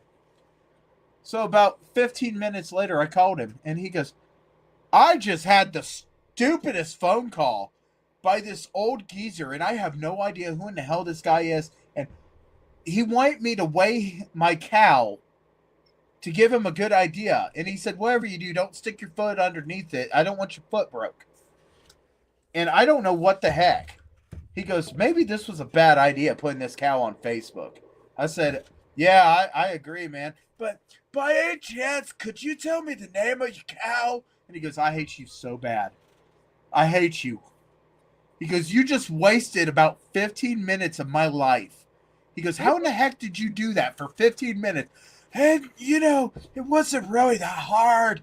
I just need to know what kind of cow you had. And he's like, I hate you so bad. Oh my gosh. And the thing was, I was in a car with a whole bunch of friends, and I'm like whacking them, telling them to shut the hell up. I had to mute myself on my phone a couple of times, and I was using my Google number. He doesn't have my Google number. I don't even think I have your Google number. No, almost no one does, but I can tell you where you can find it. Dude, I'm betting. Dude, seriously, leave me a voice message.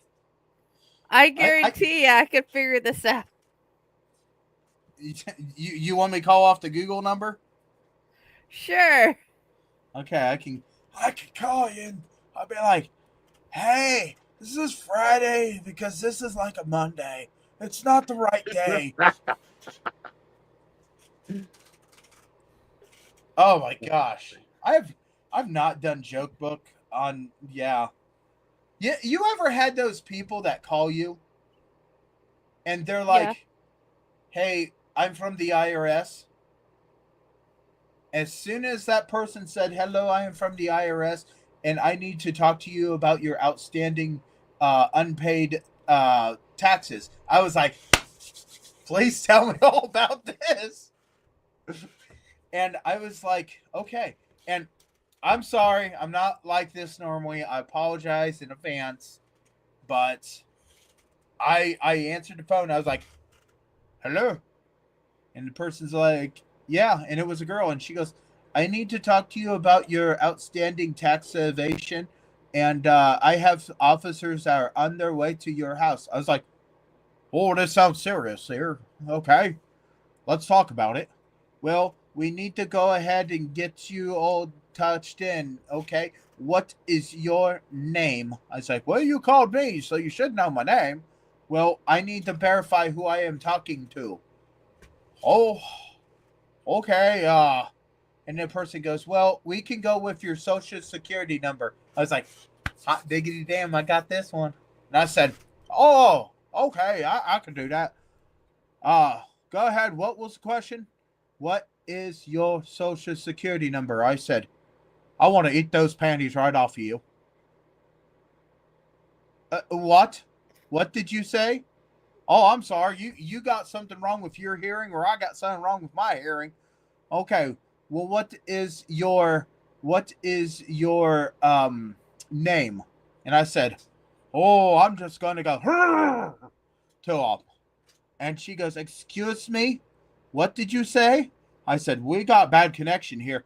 Honey, I'm going to be right honest. See, I just got out of prison, and I've been in prison for 18 years. And you are the first lovely woman to talk to me in all these years. And I cannot wait until you and me get together. So I'm looking forward to you coming and talking to me in person about this tax evasion, because I just can't wait. And she goes, I have officers on their way. I said, they'll bring me right back to prison, and I'll be thinking of your voice for 18 more years. And she hung up. What did I do? I called her ass back. I called that number back faster than crap. I was like, gee, you're not getting away from me. And the person picks up the phone, and he goes, hello, IRS. I said, no. I was talking to a lovely lady, and that's who I'm going to be talking to. And he goes, well, this is the supervisor. I said, I don't want to talk to you. I want to talk to her. I was giving her numbers. I was giving everything. And I wanted to know how fast I could eat those panties off of her. Click. Oh, but goddamn, you hung up on me. I'm calling your ass back. This is the first time I've ever had a telemarketer or a scammer block my number. I was upset. And then they unblocked it for some damn reason and started calling me again. By goddamn, we did that game again. I love it. I love it. Yeah, That was that's as fun as when Raz found the gas station right outside the guy's house and said, "Okay, I'm waiting for you." man, I screwed up one time, and I had a bill collector call me. A bill collector. Oops. And they did not my defense, they did not identify themselves correctly. So I'm sorry, hospital billing. You did it wrong. I thought it was a scammer. Oh boy. She goes, I said, "What's wrong? Ain't you ready for good old Teddy?" And she goes, "I think I've got the wrong number, or you got oh my." I said, "What's wrong?" And she goes, "I'm from the billing department, blah, blah, blah, blah, blah." I was like, "Oh, I know who you're calling for. Hold on here. Hi, your phone's calling." I grabbed it. It's me anyway. I was like, "Yes, your grandfather is a pervert." I was like, "Yeah, Grandpa can be a pervert. I'm sorry. What do you say?" "I do not want to discuss this." I said, "Yeah, I bet not." And when I went to go pay the bill, guess who I seen? Her. Her voice matched up, and I felt kind of bad. I wasn't going to tell her. But as soon as she said that she had a bill that had not been paid and it was outstanding, and she wanted to talk to me about this, I was already in this point of going, "Oh yeah, well, let's go over it." "Well, we need to da da da da," and I said, "I'm going to rip those panties right off you." And she goes, "What? What?" I'm like, and then she goes, "Sir, this is being recorded for quality assurance." I said, "I'll show you quality assurance." And then she identified herself, and I was like, "Oh, I think you got the wrong person here. Let me go get him." I feel bad, but I ain't telling her. I don't know if she works there anymore, but I bet you there's a identification that says there's a dirty old man that might answer the phone. Just telling them. But yeah. We can do those. If you want me to go and try going through all the wonderful, we can absolutely do that.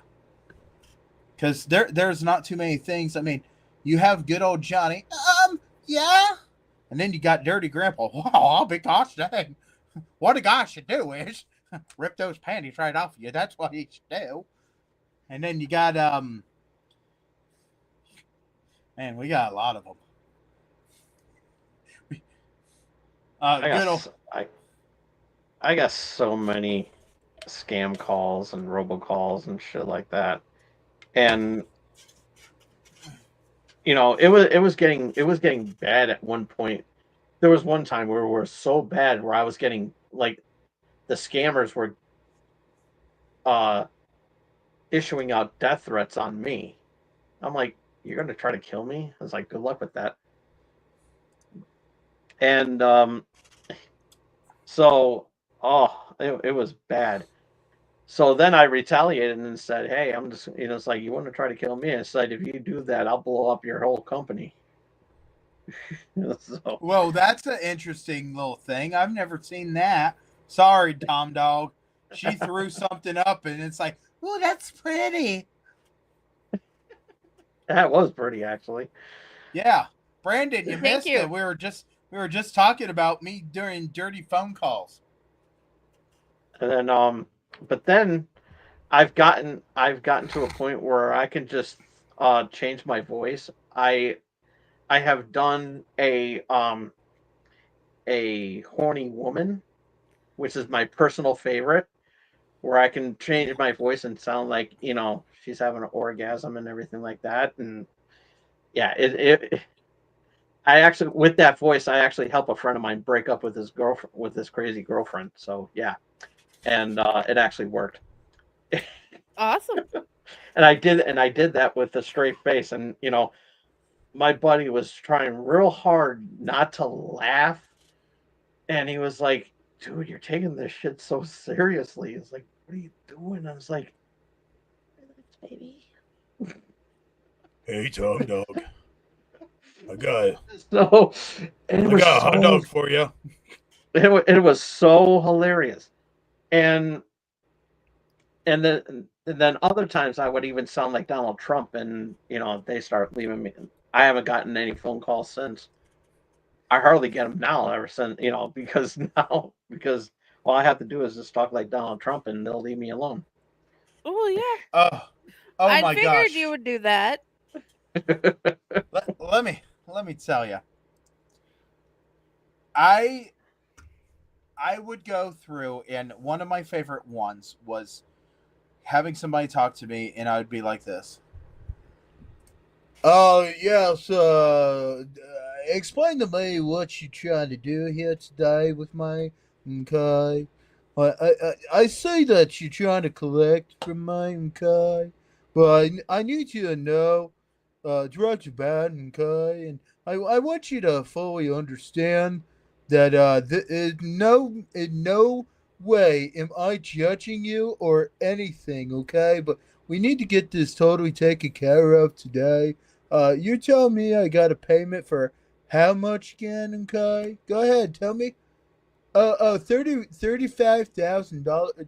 You know what? $30,000. That's a little more than I can handle today. Okay, but let me just tell you right now, we could probably work this out. See, I could go over to Mr. Slave's house, and we could go ahead and get this taken care of today. Are you familiar with Mr. Slave? Okay. I know what you're thinking here, but we can make everything a-okay. Okay. Oh, Jesus Christ! Okay. Yeah, I know what you're thinking with that. Okay, and I'll tell you, we can have a rousing good time. Okay. How much paddle do you like? I'm just telling you, Mr. Slave. He can go about a 3-foot paddle. How you feel about that, Mr. Slave? Oh, Jesus Christ! Hey, Friday. I see that you're over there, and you're not really talking about this, okay? But we can make this work, right? Sweetie, we can always make it work.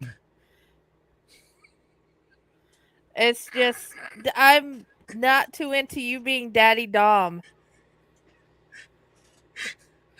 I could be a lot of that. You know what? Let's talk about the panty dropping cake, the granny panty dropping cake. Brandon's in here today, and we could talk about that. Okay. Oh man. I feel like at one point we need to find a way just to put pictures up and do an entire random story. Let's do voices all the way through. You know what I mean? Oh, I'm so good at that. Dude, I just need the pictures beforehand, and I can make them this size. It's gonna be a play-by-play and kind. We should do that where we have an episode of what is that show? I used to love it. Where the points don't matter. Oh, whose line is it anyway? Yeah, we should do a Who Line Is It Anyway, and just do a whole bunch of random, unscripted things where, and I'm sad to say Richard could not be part of this show. He was the best ski boat I've ever seen. Richard Simmons. Oh, jeez, criminy. Yeah. I'll be all the props. Yeah, I bet you were. Oh, I got to flip this one over. Okay. Oh. Oh my God. Is he still alive, by the way, or did he pass away? Oh no, he passed away a couple of years ago. Oh gosh, I don't remember. 3 years. No, it was last year. Last year. You know what? I had a dream years and years ago. Before he passed away, I had a dream about Gilbert Godfrey. And I was pumping fuel. And here, right beside me, was Gilbert Godfrey that gets out of the car and is discussing with me the gas prices of this. And then he started talking about how he was going to start making a whole bunch of Audible books. And he was most famous by doing his Audible of 50 Shades of Grey. And it was just because I watched a YouTube of him doing 50 Shades of Grey. It was the funniest Saturday night skit I've ever seen. And it's like him just reading as he touched my clitoris. It's just like, oh my God. That man's voice should have been on every nasty Audible book ever. You live pulsating inside of me. That right there. Oh, I would have paid for every single book. I would have never cared about the book as much as his voice just reading every single thing and having the passion in his voice. I mean, I'm sorry, but it was funny in my dream. He was like, I want to talk to you about the gas prices that we have been paying for. And I'm like, oh my God, why are you talking to me? And in this dream, it is so freaking far back that I had a pickup truck. And he's like, I see your gas cans in the back. Are they sealable? Or are they the ones that you tip over and it just dumps everywhere? And I see that you got spray cans too. Those are not good for the environment. I mean, I don't know why in the hell I had any kind of dream of Gilbert Godfrey, but you heard his voice and you knew it was Gilbert Godfrey.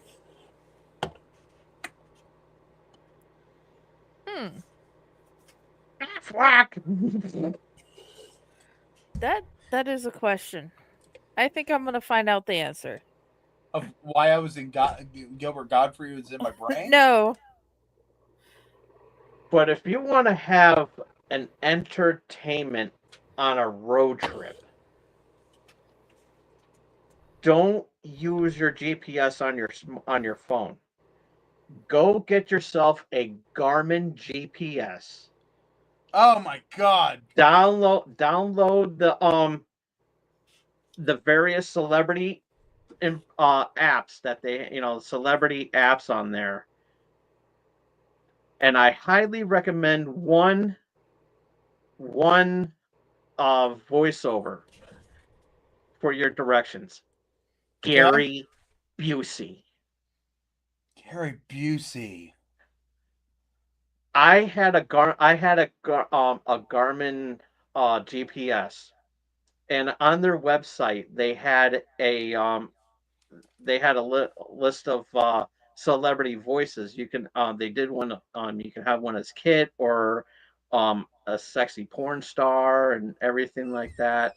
But the best one, and I think I got it for free, it was Gary Busey. I downloaded it onto my Garmin, and I put it on the phone trip. I was driving with my mom to New Hampshire one time to visit some family, and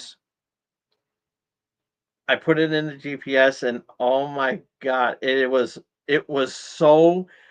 Throughout the whole trip, it was so frigging hilarious. And by Pyle's laughter, I can tell he found it. Okay. So I was like, who in the heck is Gary Busey? And as soon as I looked at him, I realized exactly this is the guy that was talking about the freaking tater tots. Oh my gosh. I can't tell you anything else as much as he was on the radio show and talking about these freaking tater tots. And they're like, "Do you like them?" And he goes, "Hell no." It's like, oh my gosh. Oh, jeez.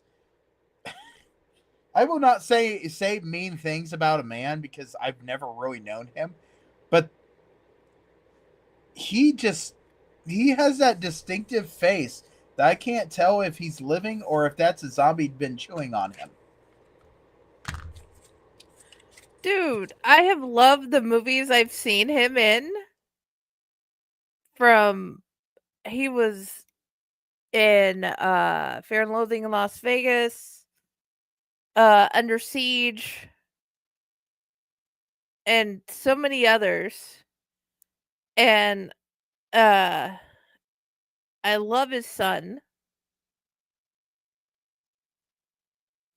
I'll tell you what you do. I used to do Gary Busey really good. I don't know if I could still do him anymore. Let me see.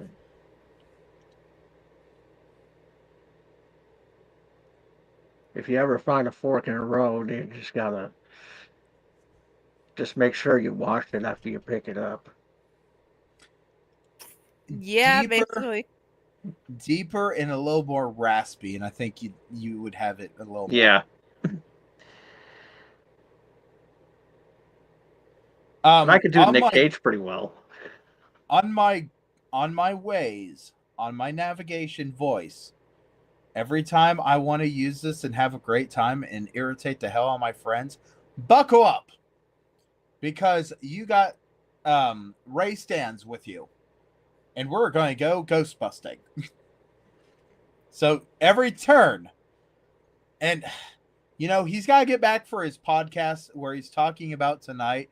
He is talking about the Loch Ness monsters. Yes, monsters, plural. And he will absolutely talk to you about just random things. My mother was in the vehicle with me, and she goes, "What in hell is this?" I said, "He's telling me directions. I must listen to him." And she goes, "Who the hell is that?" I said, "That's Ray Stans." And she's like, "Who's Ray Stans?"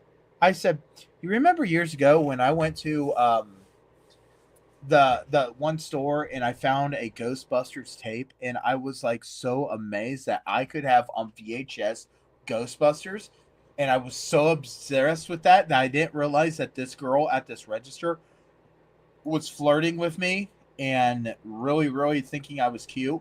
Which to this day, I apologize if you ever watch my podcast and you realize that you were that girl. I am so sorry for you thinking I was cute, because this is not cute. This is horrifying. This is what you find underneath the toilet when you got done scrubbing one time. But it was just funny because I love Ghostbusters so much that when Ray Stans came available on Waze, I was like, well, that's a no-brainer. We gotta go with Ray Stans.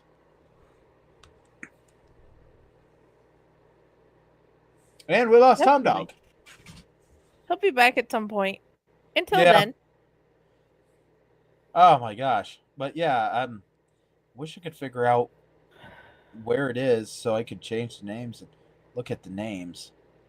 But yeah, there's different names on this. Driving. Yeah. I have literally no idea. Me neither, but I'll tell you what, it's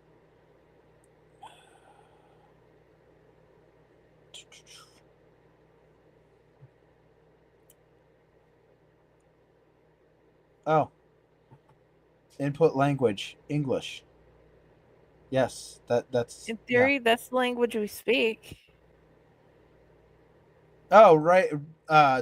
Waze voice. Do I have it set up for Venom? I don't know. I might. I just exist here, dude. I know. Or did my wife change it to Venom? I don't I don't know. know either. I haven't talked to her. I know, The right? last thing I did, I blew a kiss at her and said hi. I like doing that.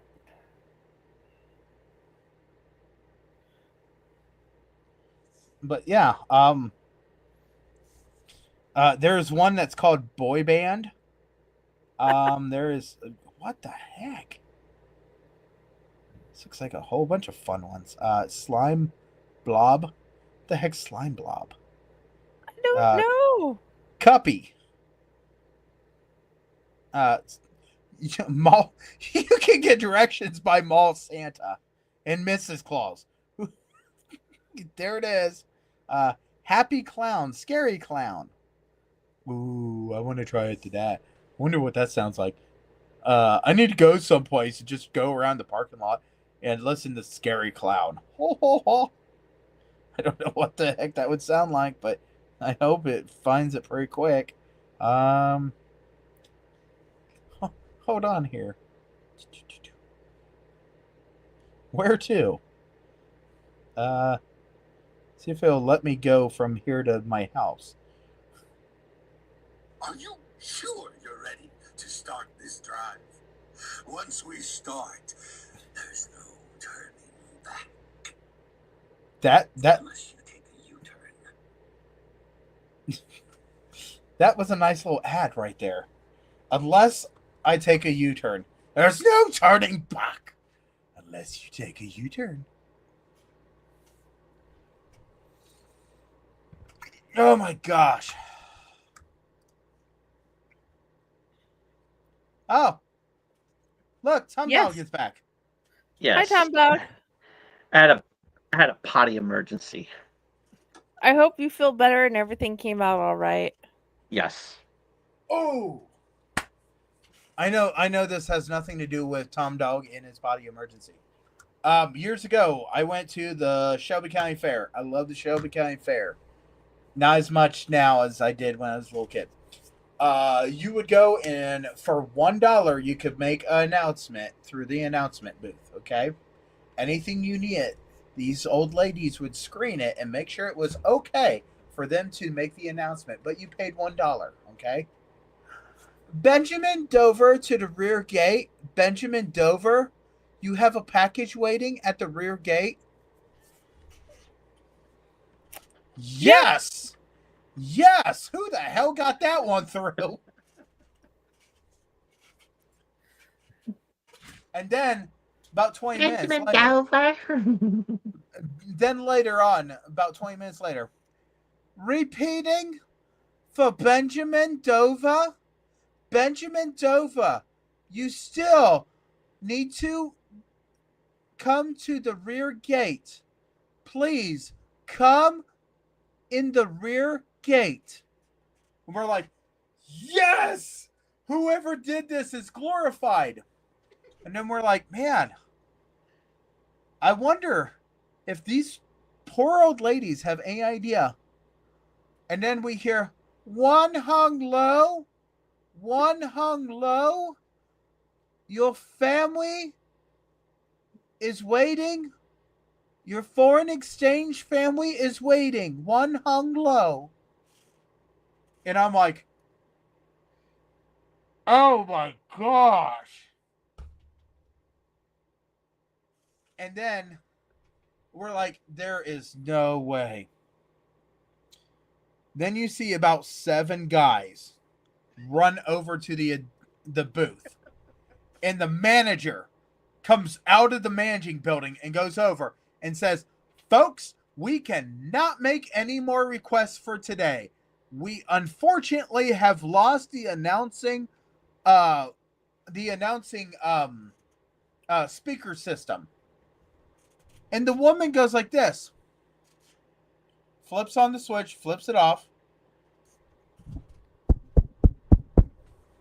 Testing. Can you hear us? Hello?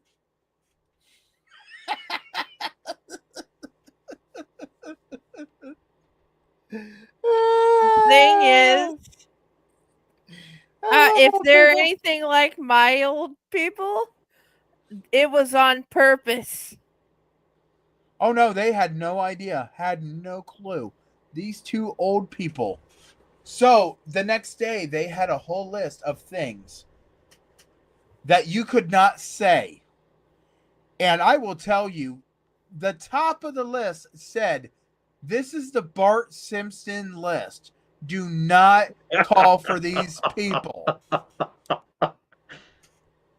Amanda Hugging Kiss? Amanda Hugging Kiss? It's like, oh my gosh. Like, I thought, man, there's no way. Sure as the hell these old women had no idea. They felt terrible. They felt horrible. And they seen the one person and goes, "I'm sorry, we can't make any announcements for you. You got us in trouble. We had to watch this cartoon to figure out what you were doing." And he goes, "Okay, can I still call for my friend Benjamin?" And she goes, "Yeah, we can go ahead and call Benjamin. Where's Benjamin needing to go this time?" Still got to go to the rear gate. Benjamin Dover to the rear gate, and that manager came flying back out. I did not write that one down, apparently. Oh, gosh. Was Hugh Jass on that list? I don't know what was all on that list. It was everything that you could think of right off the bat. Bart Simpson ever called Moe's Tavern. Moe's Tavern! Yeah. Hold on, let me check. Hey, guys, quiet. I need Amanda. Amanda Hugging Kiss. Amanda Hugging Kiss. I bet you do, Mo. What's in your little twerp? Hey, kids. Krusty the Clown. I used to be a lot better at that, but for some reason, he just now sounds like, yeah, he sounds like a drunk. Which Krusty was a drunk. Yeah. Oh my gosh. Harry Ballsack. I need a Harry Ballsack. Are you sure, Mo? That and all sight. Bart walks in the episode. He walks in there and he goes, I'm looking for Homer. And he goes, "Wait, I know that voice. If that ain't little Bart Simpson." And he's like, "Yeah." Then the one episode he calls down to Australia. Hey, do that number you used to do when you were young. Yeah. And he's like dancing on the table. so funny. That show was amazing. It still is amazing, but you know, after so many years, how in the heck do you come up with some of the stuff you do? I mean, it's very intriguing, but you know, good show. Bravo to the creators. Bravo to the staff that has made that thing keep on going. And I loved it. The episode where they were making fun of Mickey Mouse like hardcore, and then the movie came out and they were making fun of Mickey Mouse hardcore, and now Disney owns them. Mm-hmm. And when they were getting bought by Disney, the advertisement for that was freaking... now, pal? Oh gosh. Anyway, the advertisement for that was they all had to wear Mickey Mouse hats, and here's Bart. "I'm not putting it on," and he's like, "You will do this, and you will support the mouse." Ears on. Yeah. Oh man. Don't upset the Overlord.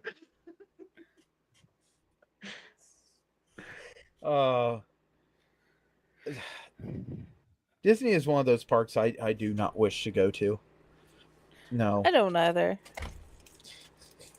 I think as soon as I got in there, I'd look at him and say, "Is it all right to come into the out now?" I would be like, "But please, I wish to go into the out." my daughter would be like, "Yay!" and I'd be like, "No." But my daughter actually said that she rather go to Universal Studios to see the monsters. Me too. Disney has developed some wonderful, catchy music. I'll hand it to them. If you want a tune that will stick in your head, and then all of a sudden, 3 months after hearing it, you'll be like still whistling it and saying, "Gosh dang it, why in the heck did this happen?" And you know how it happened. But without a doubt, it happened. Yep. Disney did it, and I'm so proud of Disney for the years in making catchy songs. And I can't say enough about that, but I will say that I do not desire to go, even though you control so much of my happiness in a red and black suit. And why? I don't care what happened. I don't care who did what. I don't care what was said or anything. You are not taking the Ryan out of that suit. I cannot support anything that is not Ryan. And you know what? I have Disney Plus for my children. I signed up for Disney Plus for my children. And now apparently I can't sue Disney for anything because I have Disney Plus for my children. Exactly. What in heck? How did you train monkeys in suits to write up such a thing that I clicked and said, yes, my kid wants to be happy and watch Bluey. And if I gotta watch Bluey one more effing time, gosh, I don't care. But the good thing is I have taken that show and I've twisted it on my kids so bad.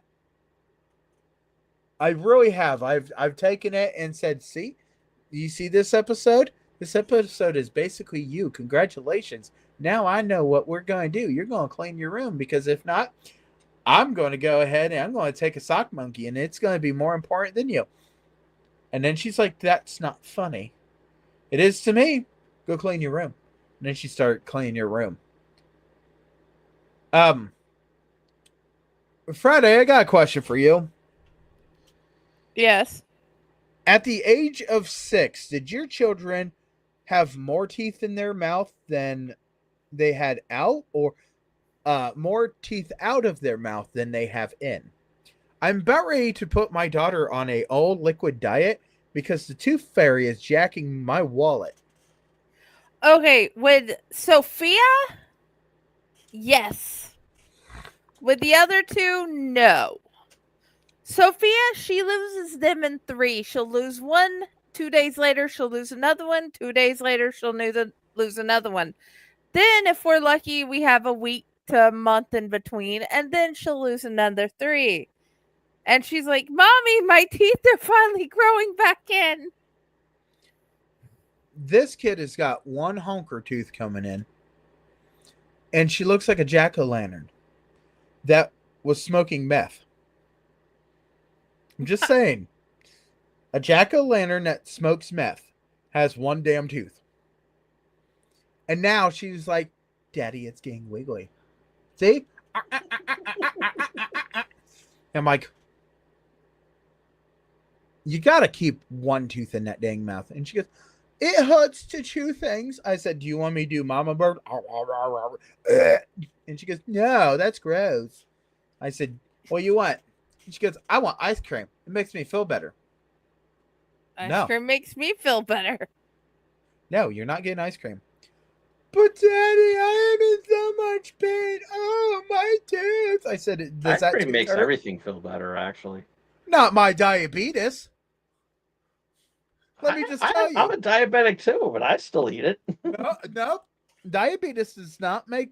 Ice cream does not make my diabetes. Chinese does not make my diabetes any better either. But I'll tell you what. When I want some ting tong chong, I want it. In fact, how do you tell my family that we're going to go and get Chinese? You get the steel bowl and stick a whole bunch of metal objects in it, and you go, chingy, chingy, chingy, chingy, and they all go run into the car.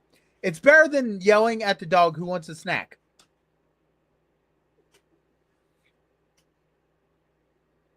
I feel like I've crossed some kind of line there, but it's our family. Sorry.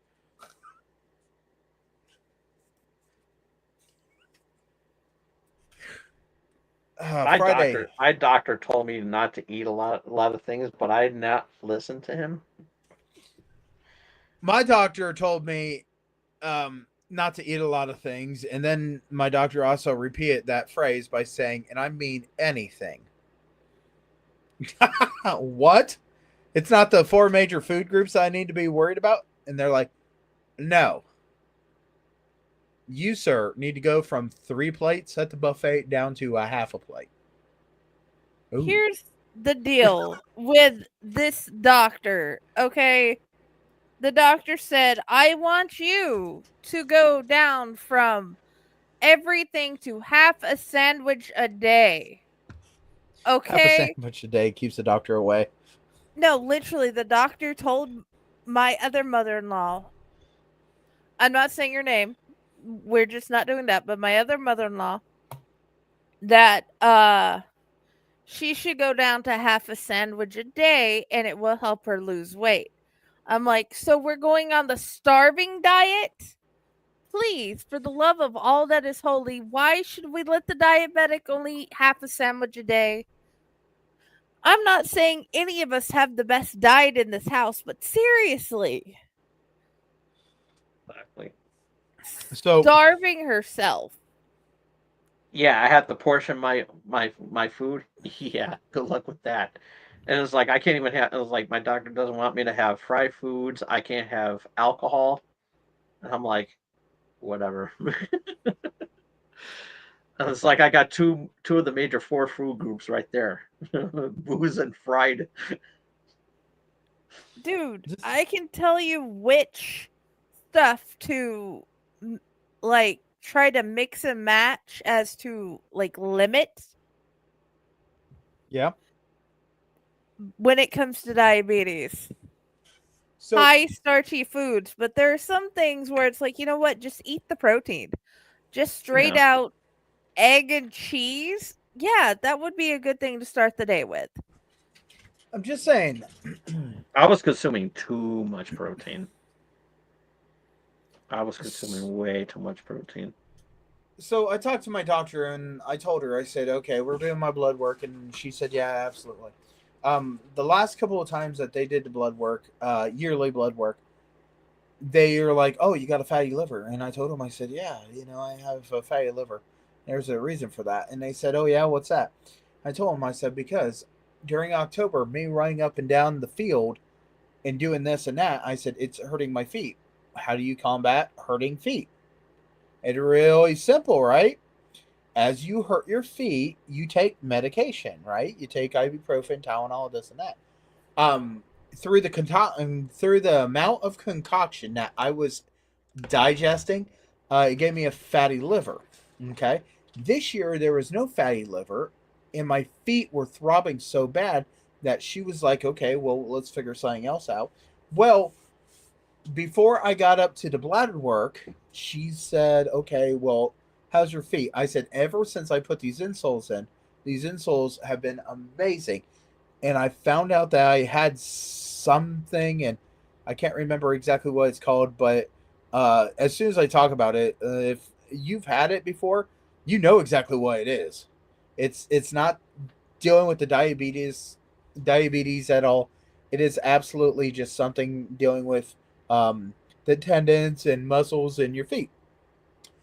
So after getting these insoles, I have not been on this ibuprofen, Tylenol concoction, and my liver's fully, hey, this looks great.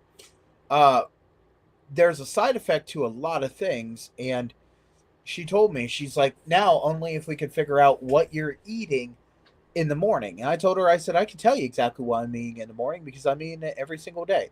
And it is 1/4 of a pound of sausage. It is 3 to 5 pieces of bacon.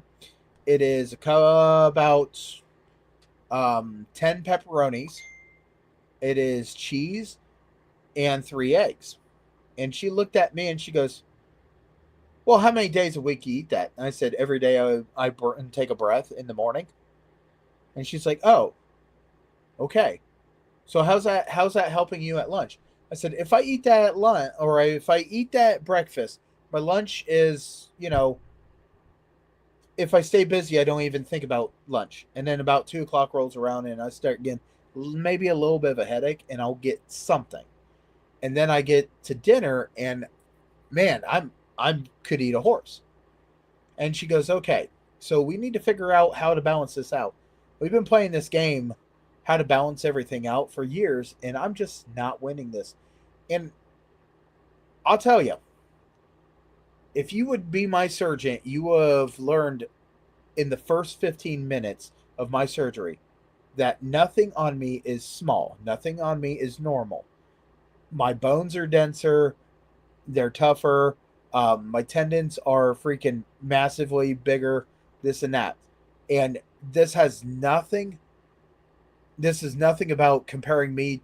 I'm better built than anybody else. It is absolutely, I'm a big guy. I have shoulders. I have a big belly. Yes, my belly's gotten a little bigger, but the weight that she would like to see me at is absolutely incredibly small. Because, you're looking at this number, you're looking at the charts, you're looking at this and that. All the muscle and all the things I have on my body actually is pretty dense and heavy. Now, I'm not saying that I am physically fit, but I am saying that I got a big belly. And if I go too small, it'll actually make me look horrible on portion size. Which, okay. But the one thing that she was concerned is my number. I have to find a chair that's usually around 400 pounds weight capacity. If it's about 350, it's a questionable chair for me. If it's 400, it's okay chair. If it's 500, oh boy, sign me up. I will take a 500-pound chair. I rock my scale at 365. It's went up, it's went down, but usually when it goes down, it goes back up to 365. Now, after I got sick this last time, I've absolutely had the whole, ooh, man, this knocked me out. I am getting better because I usually don't get sick, but this thing knocked me out for a whole month of me not feeling well, this and that, and I was combating this. As I didn't feel well, I still was gaining weight. So, somehow, some way, I am holding liquids. Somehow I've been holding liquids. I know I have. So now I get to go to the doctor on Thursday for my DOT physical, where my sugar's got to be down so low. No Chinese. I've been really good. No Chinese. But I'll tell you what, that chicken teriyaki is calling my name. Yes, it is. It's calling mine too. Oh my gosh. So we're talking about everything, and Two of the most popular words in the English language: chicken teriyaki. You know what? There has been something that was created and put together on a Chinese buffet, and whoever put this on that first Chinese buffet where I found it, I hate you so much. Because you took it off the buffet. And when you took it off the buffet, I have to personally make it. Crab and bacon. Who in the hell created crab and bacon? You take a crab stick, you wrap it in bacon, you put a toothpick in it, and you throw it in the deep fryer. I have to make mine. Why do I make mine? Because it's so damn good. Who the hell thought of that one? I'm just telling you. I don't know. I don't know, but I owe them a steak dinner. Jesus criminy. Dude, Tom Dog, you just tell me, I will bring in my little deep fryer and I will make you a whole batch of it. Me and you's just going to sit there, popping in, pulling toothpicks out and go, why is this so damn good? It's horrible, but it's so damn good. Extra on the bacon, I hope. It's both. The combination. It's crispy. It's juicy. It's oh my gosh. I never But you got to thought add it'd be more a- bacon, though. You got to add more bacon. I What- can, but it's a half a stick of bacon on a little piece of. I mean, the ratio's there. I would use a full stick. Oh I my would just gosh. use a full strip of bacon. Just wrap it Jeez. around, and then it'll be like this big. It'll be like a sushi roll. And then somebody looked at me and goes, "Hey, I'm thinking about having a festival." I said, "Oh yeah, what are you going to do?" And they're like, and they told me all this stuff. I said, "What the hell are you calling it? Want to be Fat Fest?" Jesus criminy!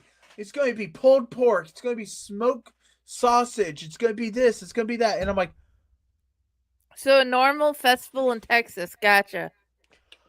I don't even think this is a Texas thing. I think this is just somebody wanting to have a backyard party and just invited a whole bunch of food trucks. I'm just telling you. Also, Is there- too, I would also recommend one thing, and it's 3 words: chocolate covered bacon. Oh, dear God. Chocolate covered potato chips. Who thought that was a good idea? That is such a great idea. It's delicious. You sweet talked me to do Mr. Santa in a red suit by shaking a box of chocolate covered potato chips at me. I felt like a happy fat kid. Good Lord. Who the hell wants milk and cookies when you got chocolate covered potato chips? And here's my question. Tom Dog, Yes, do you like dark chocolate or do you like the milk chocolate? milk chocolate. Thank you. Whoever tells me dark chocolate, I understand. Everybody's got an opinion, but mine's better than yours. I mean, I'll eat dark chocolate, but I won't eat like excessive. If it's like, I'll have like maybe like one piece of dark chocolate, and it's got to be like a small bite size, Right. And but when it comes to milk chocolate, Yeah. I don't know what it is. Mr. Goodbar, you can get me to tear out your ceiling for a Mr. Goodbar. I don't know what they put in that little crack bar, but that chocolate with that mixture of nuts is perfect. Jeez, a criminy. And speaking of bacon, I finally acquired Cinnamon Toast Crunch bacon. A friend of mine saw it at Walmart God. and said, "Tom, look at this." And I said, "I've been looking for that. That I was an cannot item. find it. I need it because that is like the holy grail of product reviews that I have not reviewed yet. And now that I have it in my possession, I need to do this review.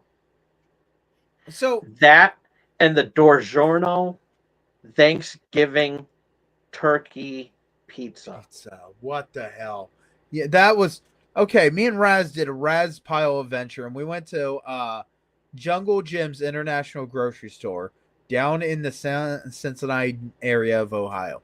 Let me just tell you right now, that is where I seen that pizza, and that's where I seen that cinnamon toast crunch bacon. And I thought to myself, what the heck is wrong with us that we're actually making a pizza for Thanksgiving? Okay, it's fine, it's okay. I went to a loved one's the other holiday, and I realized how much I did not enjoy their meal, so I went to a Chinese restaurant afterwards. Thank goodness Chinese restaurants are open on the holidays that we celebrate. Christmas, your Christmas goes bad, get ready because you can go ha ra ra ra ra ra ra ra ra with some sweet and sour chicken. Sweet and sour chicken sounds good right now. Dude, we're not helping each other, man. There's sweet and sour No. chicken. Oh my gosh, I got the recipe I for is their chicken hungry. wings. I was like, I am literally, my stomach is literally growling right now, and it's like, what the fuck, Tom Dog? Why are you not feeding me? My stomach is literally saying, Give me Seymour. So I found out the recipe at this Chinese restaurant for wings. And I'm not going to lie. I've always wanted the recipe for these wings. Whatever they did to these things, it was magnificent. And I wanted to know. I asked years ago, and they said it's an ancient Chinese secret. I wanted to smack the person. Just smack them. Giving me the ancient Chinese secret bullcrap. We know that in China, you don't even have this recipe. This is absolutely Americanized. Don't lie to me. I know, you know, we all know. Okay? Half the stuff on a Chinese buffet is not even close to being something that would be over in China. We understand this. We know this. You want authentic Japanese? You can find authentic Japanese. You want authentic Chinese? Don't go to your local Chinese restaurant, because I'll tell you what, this has been sat in front of a whole table of American fat asses and said, which one tastes better, like this or like this? We need more. Which one better? This one's a little bit better, but you can knock it up a notch. Okay. You know, no one has ever looked at me when I walked in and said, look, it's Godzilla. Thank God. But anyway, I found this. I did everything I could to get this recipe, and I really want this recipe, and I'm not going to lie. When he finally gave me, the Chinese kid gave me this. When I say Chinese, his name is Jacob. Jacob, I'm throwing you underneath the bus. You ever watch this? It's Jacob's fault. And I asked him, I said, what in hell do you do? And he goes, I can tell you. I said, please do. He goes, okay, I'll tell you next time you come in. I looked at him. I said, you're just toying with me. So what he did was, next time I came in, I sat down, and he brought out 5 of these wings. These are freaking golden colored wings, beautifully done. And I'm like, oh, man. He goes, do you want the recipe? I was like, yeah. I said, what is it? And he goes, okay, I'll give it to you. He goes, you ready, big guy? Known you a long time. You can make these at home. How? And he goes, okay. So you take chicken wings, you cut them up. Well, no, duh. And he goes, you take them and you put them in soy sauce. I said, okay. He goes, you marinate them things in soy sauce. He goes, I don't care how long you marinate them. Just get them in there for a decent amount of time. You let them marinate. Let that soy sauce go completely through that chicken. Okay, so we're talking about overnight, this and that. He goes, have you ever wondered why we can't get chicken wings at the end of the day? It's because they're marinating. And we didn't marinate enough for one day. I said, okay. So then he looked at me and goes, then you take them out, you shake them off, and you put them in this breading. I said, ancient Chinese secret breading? He goes, no, all-purpose flour.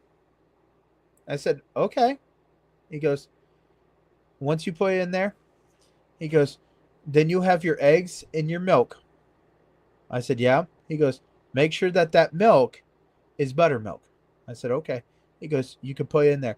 He goes, sometimes we take the marinade right out of the soy sauce and put it right in that egg and chicken, or the egg and milk. He goes, and then once you do that, then you put in the flour. I said, okay. He goes, this is the kicker. With that egg in that flour, you put a little MSG there and put a little MSG in the breading. I said, okay. He goes, put it in deep fryer. Once you get to temperature, there you go. He goes, MSG. He goes, you're going to grow a 3rd arm or a 4th arm, but it's going to be worth them chicken wings, right? I don't know what the heck that we have that's against MSG. I've heard terrible, horrible MSG stories, but dude, if MSG makes that taste that banging, I want to know where the MSG is coming from. Because, gee, criminy. He laid 5 down on my birthday and said, happy birthday, big guy. And I was like, I hate you so bad. Oh, nice. jeez. He's such a great guy. You know, I have never found a Chinese person that's been a grumpy butt except for this one restaurant. And the funniest thing was we sat down and these guys were absolutely being crap heads and they were yelling from one side of the restaurant to the other side, and it's all in Chinese. And my buddy, he's like laughing and snickering. I was, "What's up?" And he goes, "Do you not remember where I came from?" He goes, "From where?" And he goes, yeah, I was over in China for like 3 years. He goes, "That one is calling that one a dirty whore, and that one is calling the other one like a effing bitch and this and that." I was like, "Oh my God." He's like, "Yeah, they're like having a feud, and everybody's just, and they're trying to carry on like they're cussing at each other with smiles. So everybody's like, oh, it's entertainment." No, they're fighting in Japan or Chinese, and they're calling each other really nasty names, and they're smiling and this and that and laughing about it. And I'm like thinking, oh my gosh, we're going to find one of them in a dumpster next week. So what's the name of this place? This is the Golden Bowl. Okay. Note to self. Go to Golden Bowl where Pile is at and get wings. In Troy, Ohio. In Man. Troy, Ohio. Oh, dude, you call me up. You get a hold of me and say, "Hey, I'm in town." I'll be like, "Oh, let's go." It's not the biggest buffet. But their wings, man, if you could get a wing place that has that. And the thing is, sometimes, yes, it's been on the buffet for a while, this and that. I walk in, usually they're like, "Oh no, get rid of the old ones. Big guy coming." It's like, all right. I mean, this family moved from one restaurant because that restaurant building got sold, and they went 10 miles south. And no kidding, we travel a half hour to get to this place, and we go past 2 Chinese restaurants just to go to this one. Something's got to be right if you're going past other Chinese restaurants just to get that one. Oh, yeah. Now, enough about my fat addicts here. Anybody else want to talk? Because I feel bad for being such a fat ass with this. Oh, and at some point, I probably should get off here and go to sleep. Because, yeah, we should probably call it a day soon. Yeah, it's 11:43 here on the East Coast. Yeah, I just happened to look at it. I was like, ooh. Yeah, you and we're him are having at so the much same time. fun. Dude, Yes, we are. We are having a freaking blast. And, I'll tell you, it's been a long time since a podcast or a Petted Cells come through. And Yeah. it's just been like, you know what? Where did the time go? Usually it's like listening to something. It's just like, okay. I mean, we jumped around worse than the Easter Bunny. By the way, get ready for Easter Bunny mayhem because we're officially in that final stretch right before that rabbit comes out of its hole. And, I can't tell if it pops out and it looks both ways to see what kind of mischief it's going to get into. But this bunny's going to be a green bunny this year. You know that? A green bunny? It's going to be a green bunny. Don't you know why? Why? Like that. Because the rabbit's going to come out of its hole on 420. Oh, yeah. Oh, yeah, that's right. Yeah. This Easter is officially on 420, which, you know what? It might not be such a bad time to have some green eggs around. And ham. Well, green eggs and ham. Come on, that's awesome. Oh, man. Raz was talking about it, and his haunt is going to be running. I'm going to be there for Good Friday, and I'm going to have a good old time because I'm going to be a fishmonger, and I'm going to be eating fish out of a paint pail, going up to people and asking them if they want some of my wonderful fish that I caught out of the local creek. Will it have teriyaki sauce on it? I've never tried teriyaki fish. Teriyaki good. salmon is so nummy. Gosh. Yes, it is. Teriyaki salmon. Oh my Teriyaki gosh. makes most things taste better, okay? Mm-hmm. I like teriyaki chicken, but me putting teriyaki on stuff is usually not the thing. I even go to with. Subway and get a get a sweet onion chicken teriyaki. Me too, actually.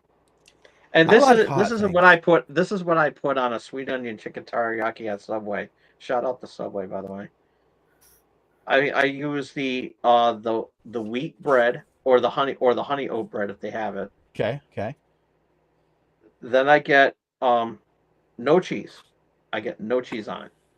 I put lettuce, the chicken, a little bit of spinach, cucumber, and the sweet onion sauce.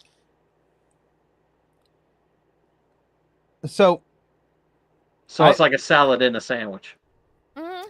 So I go to Subway, and when I go to Subway, I will actually take all my points and I will wait and wait and wait.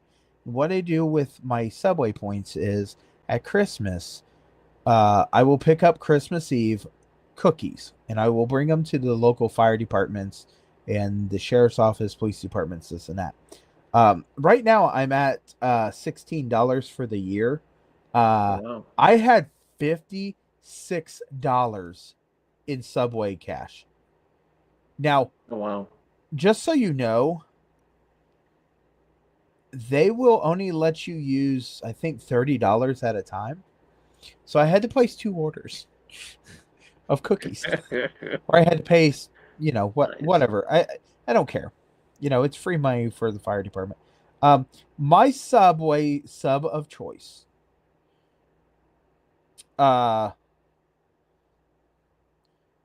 Is a foot-long chicken bacon ranch. Okay. So when I go and I get this Subway chicken bacon ranch, I always ask them very kindly if they'll substitute the shredded chicken for the chunk chicken, like the grilled chicken, because it's so much better than rotisserie. Yeah. In my personal opinion. I get it on the Italian herbs and cheese toasted bread. I get Monterey cheddar. Okay. I get ranch. Now this is where it gets really fun. I get ranch. I get that cheddar cheese. That's that liquid cheese. And then I get the barbecue, the creamy Szechuan sauce. And then I get the Subway crisps and pepperonis. So let me just tell you, that, sir, is a yum yum in the tum tum. Mhm. And Oh yeah. on the app, I love their app, because their app, you can get all these deals, and we could do as many shout outs as we want to Subway. I wish they would be an absolute sponsor of us, because I would totally do this. Right now on the app is $6.99 any sub. So with my add-ons, it's only an $8 sub. It's an $8, almost $9 sub. Normally that massive sub with everything is a $12 something. So I'm almost getting half of my sub for free. It's crazy. And I love this. And there is a Subway in the gas station here in my hometown. There's a Subway in Wapak, and there's a Subway in Anna. There's a Subway in Sydney. You can't go too far without a Subway being around you. And I will also tell you, Jackson Center lost their Subway, and they cried, and they felt really terrible. And magically, their Subway opened back up. They closed the Subway. One guy that had the Subway went ahead and said, hey, I need to pull out all this stuff. Another guy that had a Subway said, sell me that Subway. And when he sold it, man, that guy's booming. But Nice. the guy that does the Subway here also owns a couple other Subways. Most Subways are franchised, and The only Subway that did not survive, or it might be surviving, is the Subway that's in the Pentagon. There's only one restaurant in the Pentagon now, I do believe, because it used to have 5. But I think all that's in there now is a Subway, or the Subway got closed and the McDonald's survived. I don't know who won that little franchise war there, but someone got the contract. And yeah, I mean, it used to have like a mess hall, it used to have this and that, and then they're just like, but Subway has so many different choices that you don't, and they start doing their little kickstarts. Oh my gosh. So yeah, I'm done talking about Subway because, at some point they should just give us coupons. And they just added something new to their dessert menu. Oh, Oreo cookie bar. It's a foot long Oreo cookie bar. Did that come in? Yes. Really? I want one. Yeah. Menu. I know my Subway's closed. No kidding. Shut up. Quit asking me if I know about it. Okay. Yes, whatever. Just let me look at it won't let me look at the menu right now because everything around me is closed. No kidding. I just want to see what you got. And yes, they even have like little meals for kids. And I didn't know this for the longest time. Did you know if you go in a Subway, you can pretty much make anything into one of their pizzas? Yes. Mm-hmm. I've had a meatball pizza.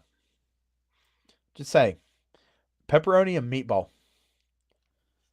I can honestly say that the broccoli and cheese soup was dummy. Yes.